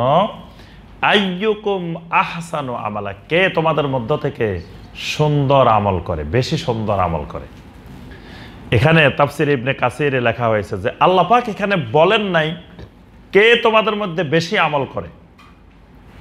এটা দেখার জন্য আল্লাহ তোমাদেরকে পরীক্ষা করতে চান, এটা আল্লাহ বলেন নাই। কে সুন্দর আমল করে, বেশি আমল না। আল্লাহ বলছেন কথাটা সুন্দর আমল। তো সুন্দর আমল কেমনে হয়? একটা আমল সুন্দর হইতে হলে 2টা শর্ত লাগবে। একটা হলো ইখলাস, আর একটা হলো মুতাবাআতুস সুন্নাহ। ইবাদতটা ইখলাসের সাথে একমাত্র আল্লাহর জন্য করতে হবে। আরেকটা হলো নবী সাল্লাল্লাহু আলাইহি সাল্লামের সুন্নতের পরিপূর্ণ অনুসরণে করতে হবে। এই 2টার একটা শর্ত যদি অনুপস্থিত থাকে আল্লাহ রাব্বুল আলামিন ওই ইবাদত কবুল করেন না। কোনো ব্যক্তি একেবারে সব সুন্নত নিয়ম অনুযায়ী করছে, ধরেন যাকাত দিছে সুন্নত পদ্ধতিতে, একেবারে সুন্নতি পদ্ধতিতে মানুষের সবাই ডেকে খাওয়ায় দাওয়ায় সুন্দর করে আদর যত্ন করে যাকাত দিল। কিন্তু যাকাত দেওয়ার সময় নিয়ত করতেছে যে সামনে নির্বাচন আছে, সামনে তো আমার দরকার আছে, ইউনিয়ন পরিষদ বা যে কোনো উপজেলা বা যে কোনো একটা বিষয় আছে, তো এর সাথে যাকাতও দিয়ে দিই প্লাস কাজটা হয়ে যাক, এক কাজে 2 কাজ। তাহলে তার যাকাত দেওয়াটা সুন্দরভাবে সব দিছে, কিন্তু ভিতরে নিয়তের ভিতরে ইখলাস নাই, মানে একমাত্র আল্লাহর সন্তুষ্টির জন্য দেয় নাই। আল্লাহর সন্তুষ্টির জন্য যদি দিত তাহলে মাইকিং করার দরকার আছে নাকি? লাইন ধরায় মানুষকে মাঠের মধ্যে কষ্ট দেওয়ার দরকার আছে? মানুষ যাকাতের জন্য এসে চাপাচাপি করে মানুষ মারা যায়। এটার মূল কারণ ইখলাস নাই। ইখলাস হলে রাত্রের অন্ধকারে, রাত্রের গভীরে যাই দিয়ে আসবে, মানুষের বাড়িতে বাড়িতে যাকাত পৌঁছায় দিয়ে আসবে। যাকাতের জন্য সে আসবে কেন? যাকাত তার বাড়িতে নীরবে পৌঁছায় দিয়ে আসবে, কিন্তু নীরবে দিচ্ছে না কেন? যাতে মানুষ বুঝতে পারে যে এই লোক যাকাত দিচ্ছে, এই লোক সামনে নেতা হবে, এই লোকের অনেক অবদান আছে, এগুলো দেখানোর জন্য। তাহলে এইরকম যত ইবাদতে করুক, যদি ইবাদতটার ভিতরে ইখলাস না থাকে, একমাত্র আল্লাহর জন্য না হয়, ওই ইবাদত আল্লাহ রাব্বুল আলামিন কবুল করেন না। অনেক বৃদ্ধ মানুষ দেখা যায় সমাজে, দেখবেন তাকাইলে ভালোভাবে, যে নামাজ পড়ে না বা দ্বীনের সাথে কোনো সম্পর্ক নেই, কিন্তু দাড়ি রাখছে। এরকম মানুষ আছে না? কেন দাড়িটা রাখছে? মূলত আল্লাহর সন্তুষ্টির জন্য রাখে নাই। সে দাড়িটা রাখছে, এখন বৃদ্ধ হয়ে গেছে, মেয়ে বিয়ে দিয়ে ফেলছে, শ্বশুর হয়ে গেছে, এখন দাড়ি না থাকলে কেমন কেমন দেখা যায়, এই কারণে সে দাড়িটা রাখছে। কিন্তু এটা আল্লাহর সন্তুষ্টির জন্য যদি রাখতো তাহলে তো সে নামাজও পড়তো, আরো অন্যান্য ইবাদত বন্দেগীও করতো, আল্লাহর হুকুম মেনে চলতো। তাহলে সেও দাড়ি রেখেছে, কিন্তু এটা ইবাদত হয় নাই, কারণ এটার ভিতরে ইখলাস নাই। এই জন্য প্রত্যেকটা ইবাদত ইখলাস থাকতে হবে। আরেকটা শর্ত হইল ইবাদতটা রাসূলুল্লাহ সাল্লাল্লাহু আলাইহি সাল্লামের সুন্নতের আলোকে হইতে হবে। যদি সুন্নত না থাকে, সেটা যত ইবাদতে করুক, ইবাদতটা নবী সাল্লাল্লাহু আলাইহি সাল্লামের পদ্ধতির বাহিরে যদি হয় কিছু বাড়াই ফেলছে, কিছু কমাই ফেলছে, বা নিজের মন গড়া হয়ে গেছে, তখন এই ইবাদতও আল্লাহ রাব্বুল আলামিন কবুল করেন না। এজন্য কোরআনে কারীমের অনেক আয়াত রয়েছে এই ব্যাপারে। সূরা আল বাইয়িনার ৫ নম্বর আয়াত আল্লাহ রাব্বুল আলামিন বলেন, ওয়ামা উমিরু ইল্লা লিয়াবুদুল্লাহা মুখলিসিনা লাহুদ্দিন হুনাফা ওয়া ইউকিমুস সালাতা ওয়া ইউতুজ যাকাতা ওয়া যালিকা দীনুল কাইয়্যিমাহ। আল্লাহ পাক বলেন, ওয়ামা উমিরু ইল্লা লিয়াবুদুল্লাহ মুখলিসিনা লাহুদ্দিন। আল্লাহ তোমাদেরকে নির্দেশ দিচ্ছেন আল্লাহর প্রত্যেকটি ইবাদত খালেসভাবে আল্লাহর জন্য করতে হবে, না হয় আল্লাহ পাক কোনো ইবাদত কবুল করবেন না। নবী সাল্লাল্লাহু আলাইহি সাল্লামকে আল্লাহ পাক বলতেছেন সূরা আজ-জুমারের 11 নম্বর আয়াত, কুল ইন্নী উমিরতু আন আ'বুদাল্লাহা মুখলিসাল লাহুদ্দিন। রাসূল আপনি বলুন যে আমাকে আমার আল্লাহ নির্দেশ দিয়েছেন আমি যেন আল্লাহর ইবাদত করি খালেসভাবে একমাত্র আল্লাহর জন্য। সুবহানাল্লাহ। কিয়ামতের ময়দানে অনেক লোক অনেক আমল নিয়ে আসবে, কিন্তু সব আমল বাতিল হয়ে যাবে। আল্লাহ পাক সূরা আল ফুরকানের 23 নম্বর আয়াতে বলছেন, ওয়া কাদিমনা ইলা মা আমিলু মিন আমালিন ফাজআলনাহু হাবাআম মানসুরা। কিয়ামতের ময়দানে অনেক মানুষ আমার সামনে অনেক আমল নিয়ে আসবে, কিন্তু ফাজআলনাহু হাবাআম মানসুরা, সব আমলগুলো নিষ্ফল হয়ে যাবে। সেই প্রসিদ্ধ হাদিস নবী সাল্লাল্লাহু আলাইহি ওয়াসাল্লাম 3 জনের কথা বলছেন। প্রথম নম্বরে বড় বড় আলেমদেরকে নিয়ে আসা হবে, তাদের বিশাল আমল, কিন্তু সব নিষ্ফল, শেষ পর্যন্ত জাহান্নামে যাবে। কারণ সে এলেম আল্লাহর সন্তুষ্টির জন্য সে এলেম কাজে লাগায় নাই। সে এলেম দিয়ে তাকে মানুষ বড় আলেম বলবে, তারপরে সে এলেমকে সে বিভিন্ন খাতে ব্যয় করেছে। তার এলেমের মধ্যে রিয়া ছিল, আল্লাহর সন্তুষ্টি ছিল না, ইখলাস ছিল না, এই জন্য আল্লাহ পাক তাকে জাহান্নামে নিক্ষেপ করবেন। বড় বড় দানশীলদেরকে আল্লাহ নিয়ে আসবেন, অনেক দান করছে কোটি কোটি টাকা, কিন্তু এটার ভিতরে রিয়া ছিল, ইখলাস ছিল না, তার সব বাতিল। অনেক শহীদদেরকে নিয়ে আসা হবে, আল্লাহর রাস্তায় জিহাদ করতে করতে শহীদ হয়েছে, কিন্তু আল্লাহর সন্তুষ্টির জন্য শহীদ হয় নাই। অর্থাৎ এই ইবাদতের ভিতরে ইখলাস না থাকার কারণে আল্লাহ পাক সব ইবাদত বাতিল করে দিবেন। আর নবী সাল্লাল্লাহু আলাইহি ওয়াসাল্লামের ইত্তেবাকে আল্লাহ পাক ফরজ করে দিয়েছেন প্রত্যেক ইবাদতের ক্ষেত্রে। কুল ইন কুনতুম তুহিব্বুনাল্লাহা ফাত্তাবিউনি। যেই ইবাদতে করো সেই ইবাদতটা একমাত্র আমার রাসূল সাল্লাল্লাহু আলাইহি ওয়াসাল্লামের পদ্ধতিতে ইত্তেবা করে, অনুসরণ করে করতে হবে। এই দুইটা হলো ইবাদত কবুলের শর্ত। সংক্ষিপ্তভাবে মোটামুটি ইবাদত বোঝার জন্য আমাদেরকে এই কয়টা জিনিস বুঝতে হবে। আল্লাহ পাক আমাদের সবাইকে ইবাদত বুঝার, ইবাদত জানার, সঠিকভাবে আল্লাহর ইবাদত করার তৌফিক দান করুন। এরপরে আমাদের আলোচ্য বিষয়টা হলো তাগুত। আম্বিয়া আলাইহিমুস সালাম যে দাওয়াত দিতেন, সেই দাওয়াতের মধ্যে দুইটা অংশ ছিল। প্রথম অংশটা ছিল আনি ইবুদুল্লাহ, আল্লাহর গোলামি করো, আল্লাহর ইবাদত করো। দ্বিতীয় অংশটা ওয়াজতানিবুত তাগুত। নবী রাসূলরা যদি শুধু বলতেন যে আল্লাহর ইবাদত করো, তাহলে আম্বিয়া আলাইহিমুস সালাম এত কঠিন অত্যাচার নির্যাতনের শিকার হইতেন না। কিন্তু আল্লাহ পাক নবী রাসূলদের দাওয়াতের মধ্যে এটাও সংযুক্ত করে দিয়েছেন যে ওয়াজতানিবুত তাগুত, তাগুতকে পরিহার করো, তাগুত বর্জন করো, তাগুত থেকে দূরে থাকো। এখন যারা তাগুত আছে জমিনে, তারা দেখতেছে যে এই লোক তো খালি আল্লাহর দিকে দাওয়াত দেয় না, দাওয়াত তো আমাদের বিরুদ্ধেও দেয়। এই জন্য যুগে যুগে তাগুতেরাই আম্বিয়া আলাইহিমুস সালামের উপরে খেপে গেছে, এবং তাগুত কর্তৃক আম্বিয়া আলাইহিমুস সালাম বিভিন্ন ধরনের অত্যাচার নির্যাতনের শিকার হয়েছে। এই জন্য দেখা গেছে যুগে যুগে অনেকে নিরাপদ দাওয়াত আবিষ্কার করে নিছে। মানে নবী রাসূলদের দাওয়াত থেকে, নবী আল্লাহ দাওয়াত থেকে বিচ্যুত হয়ে নিরাপদ দাওয়াত, মানে যেই দাওয়াত দিলে কেউ মনে কষ্ট নিবে না, কেউ খেপবে না, কেউ আমাকে খারাপ বলবে না, সবাই আমাকে ভালোবাসবে, এইরকম নিরাপদ দাওয়াত নবী রাসূলেরা আম্বিয়া আলাইহিমুস সালাম এইরকম নিরাপদ সেফটি দাওয়াত আম্বিয়া আলাইহিমুস সালাম এই সুযোগটা পান নাই। এটা নবী আলা দাওয়াত না। এই জন্য এমন কোন নবী জমিনে পাওয়া যাবে না যেই নবীর উপরে তাগুতেরা খেপে নাই। কারণ নবীদেরকে আল্লাহ পাক নির্দিষ্ট করে দিয়েছেন যে তুমি খালি আমি আল্লাহর গোলামের কথা বললে হবে না, সাথে সাথে তাগুতের বিরুদ্ধেও কথা বলতে হবে। তাহলে নবী রাসূলেরা এটা বাদ দিতে পারেন নাই। যারা নিরাপদ দাওয়াত আবিষ্কার করেছেন তারা আল্লাহর ইবাদতের কথা বলেন, কিন্তু ওই তাগুতের ব্যাপারে কিছু বলে না।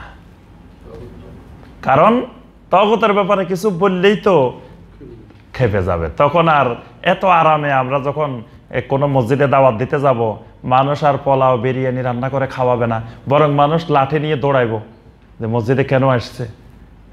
অর্থাৎ নিরাপদ দাওয়াত এটা নবীওয়ালা দাওয়াত না। এই জন্য আমাদের খুবই গুরুত্বপূর্ণ একটা বিষয়, বিশেষ করে আমাদের এই দেশের জন্য।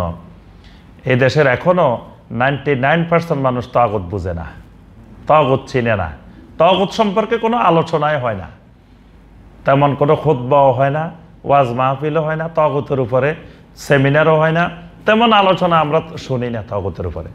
অথচ ঈমানের একটা গুরুত্বপূর্ণ বিষয় হলো আল কুফর বিত তাগুত। এটা ঈমানের একটা শর্ত। 9টি শর্তের মধ্যে একটা শর্ত হলো আল কুফর বিত তাগুত। আল্লাহ পাক কোরআনে কারিমে সূরা আল বাকারা 256 নম্বর আয়াতে আল্লাহ পাক বলছেন, ফামাই ইয়াকফুর বিত তাগুতি ওয়া ইউমিন বিল্লাহ ফাকাদ ইসতামসাকা বিল উরওয়াতিল ওয়াসকা লা ইনফিসামা লাহা ওয়াল্লাহু সামিউন আলিম। ফামাই ইয়াকফুর বিত তাগুত, যে ব্যক্তি তাগুতকে অস্বীকার করবে, ওয়া ইউমিন বিল্লাহ, তারপরে আল্লাহর উপরে ঈমান আনবে। তাহলে ঈমান আনার আগের কাজ হলো তাগুত অস্বীকার করা। এজন্য কালেমার মধ্যে আগে লা ইলাহা, তারপরে ইল্লাল্লাহ। লা ইলাহা মানে কোনো মাবুদ মানি না। এখানে সব তাগুতকে অস্বীকার করা হয়েছে, সমস্ত তাগুত বাদ, শুধু মানি কাকে? ইল্লাল্লাহ, একমাত্র আল্লাহকে। এটাই হলো কোরআনের এই আয়াতের বাস্তবায়ন। আল্লাহ পাক বলেছেন, ফামাই ইয়াকফুর বিত তাগুত ওয়া ইউমিন বিল্লাহ, যে লোক তাগুতকে অস্বীকার করবে, আল্লাহর উপরে ঈমান আনবে, ফাকাদ ইসতামসাকা বিল উরওয়াতিল ওয়াসকা, সে এমন একটা শক্ত দৃঢ় কঠিন রশি সে ধরল, লা ইনফিসামা লাহা, যেটা কখনো ছিন্ন হবে না, এটাকে কাটা যাবে না, ছিঁড়া যাবে না, এরকম এক শক্ত আল্লাহর বন্ধন, আল্লাহর রশি তার সাথে কায়েম হয়ে গেছে। এটার নাম সহিহ আকীদা। মানে এমন শক্ত ঘিরে আল্লাহর সাথে লেগে গেছে, লা ইনফিসামা লাহা, এটা ছুটার সম্ভাবনা নাই। যদি তাগুত অস্বীকার না থাকে তাহলে এটার নাম সহিহ আকীদা না, এটা আল্লাহর সাথে ঘিরা লাগে নাই। আকীদা মানে ঘিরা লাগা। তা আকীদাটা দুই দিকে লাগে, শয়তানের সাথেও ঘিরা লাগে, আল্লাহর সাথেও লাগে। আল্লাহর সাথে যদি বান্দার ঘিরা লাগে এটার নাম সহিহ আকীদা, আর শয়তানের সাথে যদি বান্দার ঘিরা লাগে এটার নাম বাতিল আকীদা। আচ্ছা, এবার আসি আমরা প্রথমে এখানে আমরা কয়েকটা বিষয় আলোচনা করবো। একটা হলো তাগুত কাকে বলে, তাগুত কি জিনিস। দ্বিতীয় হলো তাগুত কয় প্রকার। তৃতীয় হলো আমরা জমিনে তাগুত চিনব কিভাবে, তাগুত চিনার আলামত। এই তিনটা বিষয় আমরা তাগুতের ব্যাপারে আলোচনা করব। প্রথম আসি আমরা তাগুত কি, তাগুত কাকে বলে। ইমাম মুহাম্মদ বিন সালেহ আল উসাইমিন রাহমাহুল্লাহ বলেন যে তাগুত হলো তুগয়ান শব্দ থেকে নির্গত। তুগয়ান মানে হলো সীমা অতিক্রম করা। আমরা মাঝে মাঝে বলি যে অমুক নদীর পানি বিপদ সীমার উপর দিয়ে এত সেন্টিমিটার বিপদ সীমার উপর দিয়ে প্রবাহিত হচ্ছে।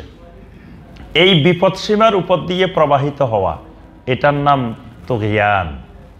যেমন আল্লাহ পাক কোরআনে কারিমে সূরা আল হাক্কার 11 নম্বর আয়াতে বলছেন, ইন্না লাম্মা তাগাল মাউ হামালনাকুম ফিল জারিয়াহ, যখন পানি বিপদ সীমার উপর দিয়ে প্রবাহিত হচ্ছিল, হামালনাকুম ফিল জারিয়া, তখন আমি তোমাদেরকে নৌকার মধ্যে তুলে নিছি। সুবহানাল্লাহ। নূহ আলাইহিস সালামের ঘটনার ব্যাপারে আল্লাহ পাক বলছেন যে পানি ইন্না লাম্মা তাগাল মা, যখন পানি বিপদ সীমার উপর দিয়ে অতিক্রম করতেছিল। এখানে আল্লাহ পাক তাগুত, তাগুতটা তগা থেকে, তগা মানে বিপদ সীমার উপর দিয়ে অতিক্রম করা, তগা মানে সীমা লঙ্ঘন করা। ফেরাউনের ব্যাপারে আল্লাহ পাক বলছেন, ইযহাবা ইলা ফিরআউনা ইন্নাহু তাগা। মুসা, ফেরাউনের কাছে যাও দাওয়াত নিয়ে, কারণ ফেরাউন বিপদসীমার উপর দিয়ে প্রবাহিত হচ্ছে, সে তগা হয়ে গেছে, তাগুত হয়ে গেছে। এখানে আল্লাহ পাক তগা শব্দটা ব্যবহার করছেন। তাগুতের পারিভাষিক অনেকগুলো সংজ্ঞা আছে, তার মধ্যে অত্যন্ত সুন্দর একটি সংজ্ঞা দিয়েছেন ইমাম ইবনুল কাইয়্যিম রাহিমাহুল্লাহ। ওনার নাম শুনছেন না? ইমাম ইবনুল কাইয়্যিম। ইমাম ইবনে তাইমিয়া রাহিমাহুল্লাহর প্রসিদ্ধ বিশ্ববিখ্যাত 3 জন স্টুডেন্ট আছে। একজন হলো ইমাম ইবনুল কাইয়্যিম, 751 হিজরিতে তিনি মারা গিয়েছেন। ইবনে তাইমিয়া রাহিমাহুল্লাহ 728 হিজরিতে মারা গেছেন, আর ইবনুল কাইয়্যিম 751 হিজরিতে মারা গেছেন। ওনার শত শত বই আছে, এবং সহি আকীদা শেখার জন্য এবং সহি আকীদা বোঝার জন্য ইবনুল কাইয়্যিম, ইমাম ইবনুল কাইয়্যিমের বইগুলো সবচেয়ে উপকারী। ওনার একটা বই হলো ইলামুল মুওয়াক্কিঈন, জগৎ বিখ্যাত বই। একটা বই আছে জাদুল মাআদ। এরকম অনেকগুলো গুরুত্বপূর্ণ বই আছে এই ইমাম ইবনুল কাইয়্যিম রাহিমাহুল্লাহর। তারপরে ইবনে তাইমিয়ার আরেকজন ছাত্র ছিলেন ইমাম আয-যাহাবী। ইমাম আয-যাহাবীর অনেকগুলো গুরুত্বপূর্ণ বই আছে। বাংলা একটা বই আছে কবিরা গুনাহ, ইমাম আয-যাহাবী রাহিমাহুল্লাহ। আরেকটা বিশ্ববিখ্যাত বই সিয়ারু আলামিন নুবালা। এটাতে বড় সাহাবায়ে কেরাম, তাবেঈনে কেরাম, তাবেঈনে কেরাম, সালাফে সালেহিনদের জীবনী লিখছেন উনি এটার মধ্যে, সিয়ারু আলামিন নুবালা। আরেকজন হলো ইবনে কাসির, ইমাম ইবনে কাসির। তারা তো আমরা সবাই চিনি, তাফসির ইবনে কাসির দিয়ে সারা দুনিয়াতে প্রসিদ্ধ। ওনার আবার আরেকটা তারিখ আছে আল বেদায়া ওয়ান নিহায়া, এটাও ইমাম ইবনে কাসিরের। তো ইবনুল কাইয়্যিম রাহিমাহুল্লাহ তিনি এই তাগুতের সংজ্ঞা দিয়েছেন এইভাবে যে আত-তাগুত কুল্লু মা তাজাওয়াজা বিহিল আবদু হাদ্দাহু মিন মা'বুদিন আও মাতবুইন আও মুতাইন। তাগুত বলা হয় ওই সব জিনিসকে, ওই সব ব্যক্তিকে যা বান্দা সীমানা অতিক্রম করে ফেলে 3টা জিনিসের ক্ষেত্রে: মাবুদের ক্ষেত্রে, মাতবুয়ের ক্ষেত্রে, মুতায়ের ক্ষেত্রে। এই 3টা ক্ষেত্রে সীমা লঙ্ঘন করে যে, তাকে বলা হয় তাগুত। আমরা 3টা ক্ষেত্রের ব্যাখ্যা দিব, মানে এই 3টা বিষয়ে 3টি ক্ষেত্রে সীমা লঙ্ঘন করলে, সীমা অতিক্রম করলে এটাকে বলা হয় কি? তাগুত। প্রথম যে বিষয়ে সীমা লঙ্ঘন, এটা হলো তাজাওয়াজুল হদ মিন মাবুদ, মাবুদের ক্ষেত্রে সীমা লঙ্ঘন। আমাদের একজন মুমিনের মাবুদকে একমাত্র আল্লাহ। আমরা বিশ্বাস করেছি লা ইলাহা ইল্লাল্লাহ। লা ইলাহা ইল্লাল্লাহর অর্থ হলো লা মা'বুদা বিহাক্কিন ইল্লাল্লাহ, যে আল্লাহ ছাড়া হক সত্যিকারের আর কোনো মাবুদ নাই। তাহলে একজন মুমিনের, একজন মানুষের মাবুদ হবেন একমাত্র আল্লাহ রাব্বুল আলামিন। এই মাবুদের সীমা লঙ্ঘন করাটা তাগুত। অর্থাৎ আমি মাবুদ নির্দিষ্ট করলাম আল্লাহ রাব্বুল আলামিনকে। এখন আল্লাহ রাব্বুল আলামিনকে যত আমার ইবাদত আছে, সমস্ত ইবাদতের মালিক আমার একমাত্র আল্লাহ। এখন কোনো একটা ইবাদত আমি যদি অন্য কাউকে দিয়ে দিই, এই যাকে ইবাদতটা দিলাম তাকে বলা হয় কি? তাগুত। আর আমি হলাম তাগুতের অনুসারী, তাগুত পূজারী। যাকে ইবাদতটা দিলাম, যার জন্য দিলাম, তাকে আমি বানাই দিলাম তাগুত, আর আমি হয়ে গেলাম তাগুতের গোলাম, তাগুতের অনুসারী। এই জন্য আমরা আগে ইবাদত বলছি। ইবাদত কি কি জিনিস? ইবাদত বুঝতে হবে। কোনো একটা ইবাদত, যে কোনো ইবাদত, বড় ছোট কোনো মূল বিষয় না, যে কোনো ইবাদত যেটাকে ইবাদত বলা হয়, ইবাদতের যে কোনো একটা প্রকার, যে কোনো একটা বিষয় আল্লাহ ছাড়া অন্য কারো জন্য করলে, ওই যার জন্য করা হচ্ছে তাকে আমি তাগুত বানাইলাম, আর আমি হয়ে গেলাম তাগুতের গোলাম, তাগুতের অনুসারী। এই জন্য আল্লাহ পাক বলছেন সূরা আল বাকারা 257 নম্বর আয়াতে বলছেন, ওয়াল্লাযীনা কাফারু আউলিয়াউহুমুত তাগুত আল্লাহু ওয়ালিয়্যুল্লাযীনা আমানু ইউখরিজুহুম মিনাজ যুলুমাতি ইলান নূর ওয়াল্লাযীনা কাফারু আউলিয়াউহুমুত তাগুত ইউখরিজুনাহুম মিনান নূরি ইলাজ যুলুমাত। যে আল্লাহ হলেন ঈমানদারদের ওয়ালি, আল্লাহ ঈমানদারদেরকে অন্ধকার থেকে নূরের দিকে নিয়ে আসেন, আর কুফফারদের কাফেরদের ওলি হইল তাগুত, তারা তাদেরকে আলো থেকে অন্ধকারের দিকে নিয়ে যায়। তাহলে যেমন আমি একটা উদাহরণ দিলে আপনি আরো ভালো করে বুঝবেন।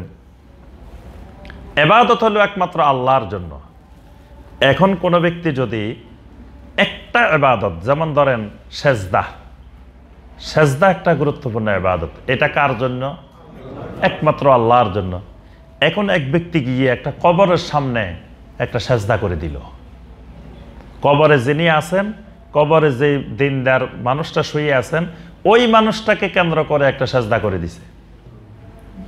এখন এই লোকটা এই যেই কবরটাকে সেজদা করছে, কবরটাকে তাগুত বানাইছে আর নিজে তাগুতের গোলাম হয়ে গেছে। কিন্তু ওই কবরবাসীকে আল্লাহ পাক শাস্তি দিবেন না।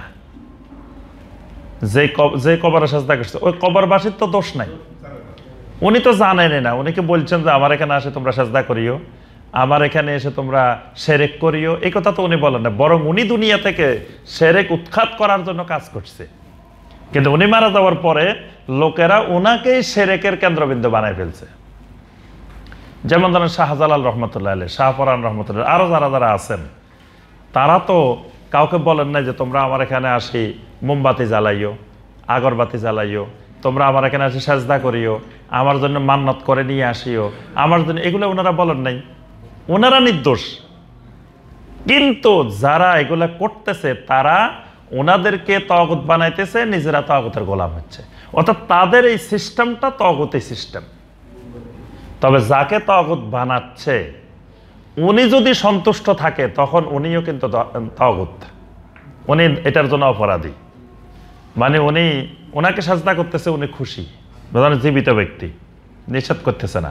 সেজদার জন্য উনি জায়গা বানায় নিছে, মানুষ এসে এসে আমার এখানে সেজদা করবে, উনি পা মেলে বসে থাকবে। তাহলে এই লোকটা তাগুত এবং এই লোক অপরাধী, কারণ এই লোক বাধা দিচ্ছে না। কিন্তু যার বাধা দেওয়ার ক্ষমতা নেই, যেমন ঈসা আলাইহিস সালাম, ঈসা আলাইহিস সালামকে মুশরিকেরা আল্লাহর ছেলে বানায় ফেলছে। ঈসা আলাইহিস সালামের ইবাদত করে খ্রিস্টানেরা, কিন্তু ঈসা আলাইহিস সালাম তো জানেন না, ঈসা আলাইহিস সালাম তাদেরকে বলেনও না এটা করার জন্য, তাহলে তিনি দোষী না। তাহলে প্রথমটা হলো মাবুদের ক্ষেত্রে সীমা লঙ্ঘন করা, এটার নাম তাগুত।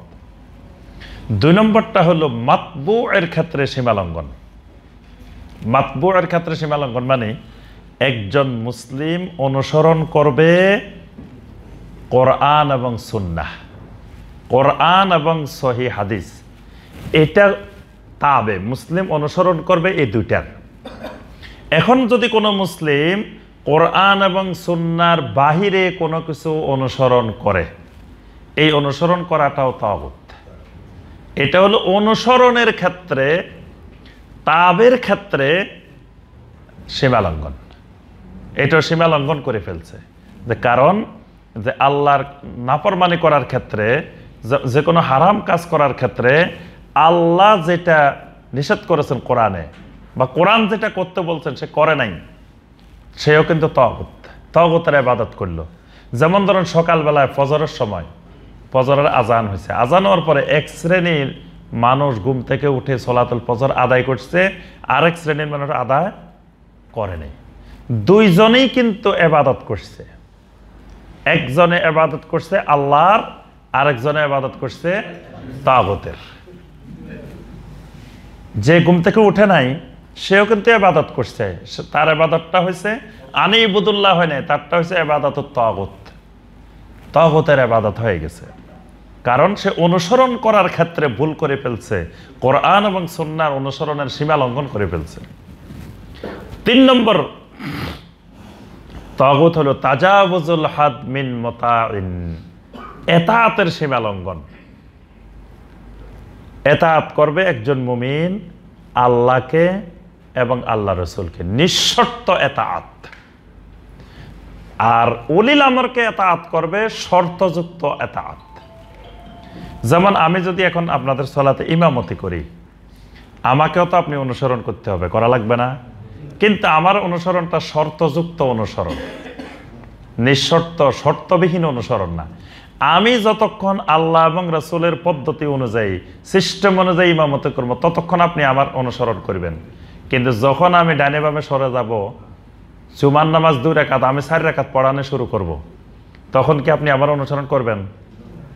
করবেন না। কারণ এতাআত হলো আল্লাহ এবং আল্লাহ রাসূলের নিঃশর্ত, কিন্তু অন্য যতজনের এতাআত এটা শর্তযুক্ত। তিনি যত বড় কিছুই হন না কেন, কিন্তু তার আনুগত্য করতে হবে শর্তযুক্ত। এই অনুসরণের ক্ষেত্রে সীমা লঙ্ঘন করলে এটাও কিন্তু তাগুত। যেমন হালাল এবং হারাম, হালাল হারাম ঘোষণা দেওয়ার, কোনটা হালাল হবে কোনটা হারাম হবে, এটা অধিকার হইল একমাত্র আল্লাহ এবং আল্লাহ রাসূল সাল্লাল্লাহু আলাইহি ওয়াসাল্লামের। এখন আল্লাহ পাক একটা জিনিসকে হালাল করছেন, আরেকজন আসে এটাকে হারাম করে দিছে, আর আমরা এটা মেনে নিলাম, আমরা এখানে তাগুতের গোলাম হয়ে গেছি। এবং যিনি হারাম করলেন, আল্লাহর হালালটাকে হারাম করলেন বা আল্লাহর হারামটাকে হালাল করে দিছেন, তিনি তাগুত। আর যারা এটা মেনে নিচ্ছে তারা তাগুতের গোলাম, তাগুতের অনুসারী। তারা এখানে অনুসরণের ক্ষেত্রে ভুল করছে, এতাআতের ক্ষেত্রে ভুল করেছে। এই 3 প্রকারের সীমা লঙ্ঘন হইলে মাবুদের ক্ষেত্রে, মাতবুয়ের ক্ষেত্রে, মুতায়ের ক্ষেত্রে সীমা লঙ্ঘন হলে এটাকে বলা হয় তাগুত। তাগুত 3 প্রকার। এক প্রকারের তাগুত হলো তাগুত ফিল হুকমে, বিচার, ফয়সালা, মীমাংসা, এগুলোর ক্ষেত্রে সীমা লঙ্ঘন, এটা এক ধরনের তাগুত।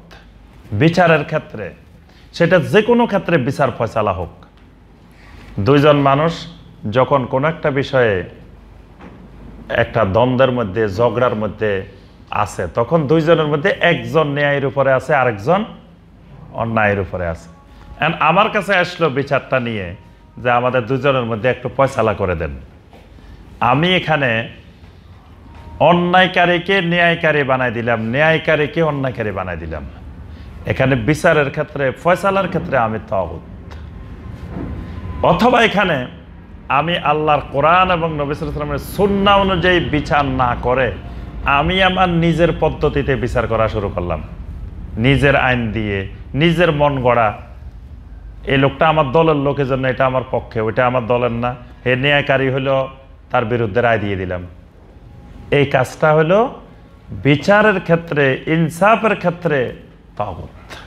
আল্লাহ পাক কোরআনে কারিমে সূরা আন-নাসা 60 নম্বর আয়াতে বলছেন, আলাম তারা ইলাল্লাযীনা ইয়াজউমুনা আন্নাহুম আমানু বিমা উনজিলা ইলাইক ওয়া মা উনজিলা মিন ক্বাবলিক ইউরিদুনা আন ইয়াতাহাকামু ইলাত তাগুত ওয়া ক্বাদ উমিরু আন ইয়াকফুরু বিহি। আপনি কি দেখেন নাই ওই লোকগুলাকে যারা সবসময় দাবি করে যে আমরা কোরআনের উপরে ঈমান আনছি, সমস্ত আল্লাহর কিতাবের উপরে ঈমান আনছি, কিন্তু ইউরিদুনা আন ইয়াতাহাকামু ইলাত তাগুত, কিন্তু বিচার ফয়সালা যখন দরকার হয় তখন কোরআনের কাছে যায় না। কারণ কোরআনের কাছে যায় না কেন? সে ভালো করে জানে কোরআনের কাছে গেলে আমার শাস্তি হবে, এজন্য সে কোরআনের বিচার চায় না। এরকম ঘটনা নবী সাল্লাল্লাহু আলাইহি ওয়াসাল্লামের যুগেও ঘটছে। ইহুদির সাথে মুসলিমের দ্বন্দ্ব হয়েছে, বিরোধ হয়েছে। ইহুদি কয় নবী সাল্লাল্লাহু আলাইহি ওয়াসাল্লামের কাছে চলো, মুসলিম কয় না, নবী সাল্লাল্লাহু আলাইহি ওয়াসাল্লামের কাছে যাবে না, আরেক জায়গায় যাবে। কারণ কি?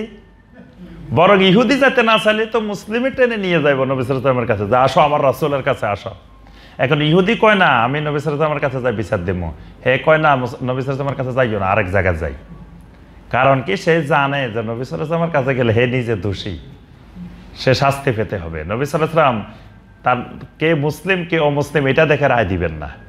বিচারের ক্ষেত্রে নবী সাল্লাল্লাহু আলাইহি ওয়াসাল্লাম আল্লাহর নির্দেশ অনুযায়ী ইনসাফের ফয়সালা করবেন। তাহলে এই জায়গায় ইনসাফ না করা, এটার নাম হলো কি? তাগুত। এটা বিচারের ক্ষেত্রে, ফয়সালার ক্ষেত্রে, রায় দেওয়ার ক্ষেত্রে তাগুত। আরেকটা তাগুত হলো ফিল ইবাদাহ, ইবাদতের ক্ষেত্রে তাগুত। ইবাদতের ক্ষেত্রে তাগুত যেটা আমরা একটু আগে ব্যাখ্যা দিছি, যে যত রকমের ইবাদত আছে, যে কোনো একটা ইবাদত যদি অন্যের জন্য, আল্লাহ ছাড়া কারোর জন্য করা হয়, তাহলে এটাও তাগুতি ইবাদত, ইবাদতের ক্ষেত্রে তাগুত হয়ে যায়। এজন্য আল্লাহ ছাড়া কারো উদ্দেশ্য, কারো কাছে গিয়ে যদি কেউ সন্তান কামনা করে, কোনো খাজা বাবার কাছে গিয়ে যদি সন্তান চায়, তাহলে এই যে সন্তান চাইলো, এই যার কাছে চাইলো তাকে তাগুত বানাইলো, আর সে তাগুতের গোলাম হলো। অথচ সে সন্তান চাইতে হলে কার কাছে চাইতে হবে? একমাত্র আল্লাহ রাব্বুল আলামিনের কাছে। আরেকটা তাগুত হলো ফিল মাতবু ওয়াল মাতা, অনুসরণের ক্ষেত্রে তাগুত। যেমন আল্লাহ পাক সূরা তাওবার 31 নম্বর আয়াতে বলছেন, ইত্তাখাযু আহবারাহুম ওয়া রুহবানাহুম আরবাবাম মিন দুনিল্লাহ, তারা তাদের আহবারদেরকে, রহবানদেরকে আল্লাহকে বাদ দিয়ে রব বানিয়ে নিছে। আহবার রহবান মানে সবচেয়ে বড় পীর সাহেব, সবচেয়ে বড় আলেম, মুফতি সাহেব, এদেরকে এরা রব বানায় নিছে। কারা? এখানে আল্লাহ পাক খ্রিস্টানদের কথা বলছেন। খ্রিস্টানেরা আল্লাহকে বাদ দিয়ে তাদের আলেমদেরকে, মুফতি সাহেবদেরকে এবং পীর সাহেবদেরকে, এরা বড় বড় আলেমদেরকে, দরবেশদেরকে রব বানায় নিছে। তো এদেরকে কেমনে রব বানাইলো? এরা কি কইছে যে অমুক মুফতি সাহেব আমার রব? কইছে নাকি? বলে নাই কিন্তু। বা অমুক পীর সাহেব হুজুর আমার রব, এই কথা কিন্তু বলে নাই। বলছে আমার রব আল্লাহ। কিন্তু আল্লাহ পাক বলতেছেন তারা তাদের আলেম ওলামাদেরকে, দরবেশদেরকে রব বানায় নিছে। আল্লাহ রাসূল সাল্লাল্লাহু আলাইহি ওয়াসাল্লাম এটার ব্যাখ্যা দিয়েছেন তিরমিজির, জামিআত তিরমিজির হাদিস, জামিআত তিরমিজির 3095 নম্বর হাদিস। আদি ইবনে হাতেম রাদিয়াল্লাহু তাআলা আনহু, তিনি ইসলাম গ্রহণ করার জন্য দল বল নিয়ে একদিন নবী সাল্লাল্লাহু আলাইহি ওয়াসাল্লামের কাছে আসছেন। তো আদি ইবনে হাতেম রাদিয়াল্লাহু তাআলা আনহু বলতেছেন, আমি যখন আসছি আমার গলার মধ্যে একটা স্বর্ণের ক্রোশ লাগানো ছিল। তিনি দল বল নিয়ে আসছেন নবী সাল্লাল্লাহু আলাইহি ওয়াসাল্লামের কাছে। এসে নবী সাল্লাল্লাহু আলাইহি ওয়াসাল্লামের সাথে অনেক আলাপ হয়েছে। তন্মধ্যে এইটা একটা প্রশ্ন করছেন নবী সাল্লাল্লাহু আলাইহি ওয়াসাল্লামকে, যে আল্লাহ পাক কেন এখানে সূরা তাওবার 31 নম্বর আয়াতে বলছেন ইত্তাখাযু আহবারাহুম ওয়া রুহবানাহুম আরবাবাম মিন দুনিল্লাহ। আল্লাহ বলছেন যে এই খ্রিস্টানেরা তাদের আহবার রহবানদেরকে রব বানায় নিচ্ছে আল্লাহকে বাদ দিয়ে। আমাদেরকে তো কেউ রব বানায় নাই, আমরা তো কোনো আলেমকে রব বানাই নাই। তাহলে আল্লাহ কেন বললো যে তারা তাদেরকে রব বানাইছেন? তখন আল্লাহ রাসূল সাল্লাল্লাহু আলাইহি ওয়াসাল্লাম বললেন, আমা ইন্নাহুম লাম ইয়াকুনু ইয়াবুদুনাহুম ওয়ালাকিন্নাহুম কানু ইযা আহাল্লু লাহুম শাইআন ইস্তাহাল্লুহু ওয়া ইযা হাররামু আলাইহিম শাইআন হাররামুহু। আল্লাহ রাসূল সাল্লাল্লাহু আলাইহি ওয়াসাল্লাম বলেন, আসলে তারা সাধারণ জনগণ ওই আলেমদের ইবাদত করে নাই, বরং ওই আলেমেরা যেটাকে হালাল বলছে সেটাকে তারা হালাল হিসাবে মেনে নিয়েছে, যেটাকে তারা হারাম করে দিয়েছে সেটাকে তারা হারাম হিসাবে মেনে নিয়েছে। আসলে আল্লাহ হারাম করছে কিনা, আল্লাহ পাক এটা হালাল করছেন কিনা, এটা যাচাই বাছাই করে নাই। বাজারে আমি ওই যে সবসময় আমাদের এলাকায় উদাহরণ দিই, যে বাজারে গরু কিনতে গেছে, একজন বলছে যে এটা গাভী, 5 কেজি দুধ পাইবেন, 5 লিটার দুধ পাইবেন সবসময়। সে আল্লাহ উল্টাইও দেখে নাই, নিচে হাত দিয়েও দেখে নাই এটা গাভী না বলদ না কি গরু, বাস নিয়ে আসছে। এই যে আমাদের সমাজের অবস্থা হয়ে গেছে এরকম, যখনই একজন বড় হুজুর কিছু বলে দিবে, বাস এত বড় হুজুর কইছে, আর এটার যাচাই বাছাই করা তো বেয়াদবি। এবং আমরা সূত্র বানাই নিছি সুন্দর করে, যে খাতায় বুজুর্গান গ্রেপ্তান খাতাস্ত, খবরদার বুজুর্গের ভুল ধরা এটা আরেক ভুল। মানুষ তো বয়স শেষ, ওরে আল্লাহ এত বড় হুজুরের ভুল ধরা এটা তো আরেক বেয়াদবি। হুজুর আবার ভুল করে নাকি? অথচ ওমর ইবনে খাত্তাব রাদিয়াল্লাহু তাআলা আনহুকে ধরে ফেলছে মহিলা, ধরছে না? কত ঘটনা আছে সাহাবায়ে কেরামের। একটু মানে না বুঝলে বা কিছু হলে সাধারণ জনগণ বড় বড় আলেম সাহাবীদেরকে প্রশ্ন করে ফেলতেন যে এটা তো বুঝতেছি না, এটা তো মিলতেছে না কোরআনের সাথে, এটা সুন্নাহর সাথে মিলতেছে না। আর আমরা বলে নিছি খবরদার, আমরা যা বলি সেটাই, এর বাইরে প্রশ্ন করবেন এটাও বেয়াদবি। খাতায় বুজুর্গান গ্রেপ্তান খাতাস্ত, বুজুর্গের ভুলও ধরা যাবে না। তো এই যে হালাল বলছে বাস হালাল, হারাম বলছে হারাম, কিন্তু আসলে হালাল কিনা হারাম কিনা একটু যাচাই বাছাই করে নাই। আল্লাহ পাক এই জন্য বলছেন তারা তাদেরকে রব বানায় নিছে। কারণ রবের নির্দেশের কোনো যাচাই বাছাই করা যাবে না, কোনো যুক্তি দেওয়া যাবে না। রব বলছে মেনে নিতেই হবে, আর দুনিয়ার যেই বলুক তারটা মেনে নিতেই হবে না। বাজারে গেলে আমাদেরকে কতজনে কত কিছু বলে, মাছের বাজারে যাই দেখিয়েন, এই যে ভাই আসেন হুজুর, আসেন হুজুর, আসেন হুজুর, এটা একবারে তাজা, দেখেন একেবারে তাজা, মাত্র নিয়ে আসছি, এখনো কিছু হয়নি। এমনি যা কয় আমরা কি বিশ্বাস করি? বলি বিশ্বাস করি না। কান উল্টাই দেখি, তারপরে টিপে দেখি ঠান্ডা না গরম, কি রকম কত কিছু যাচাই বাছাই করি যে যাতে এখানে ঠকতে না হয়।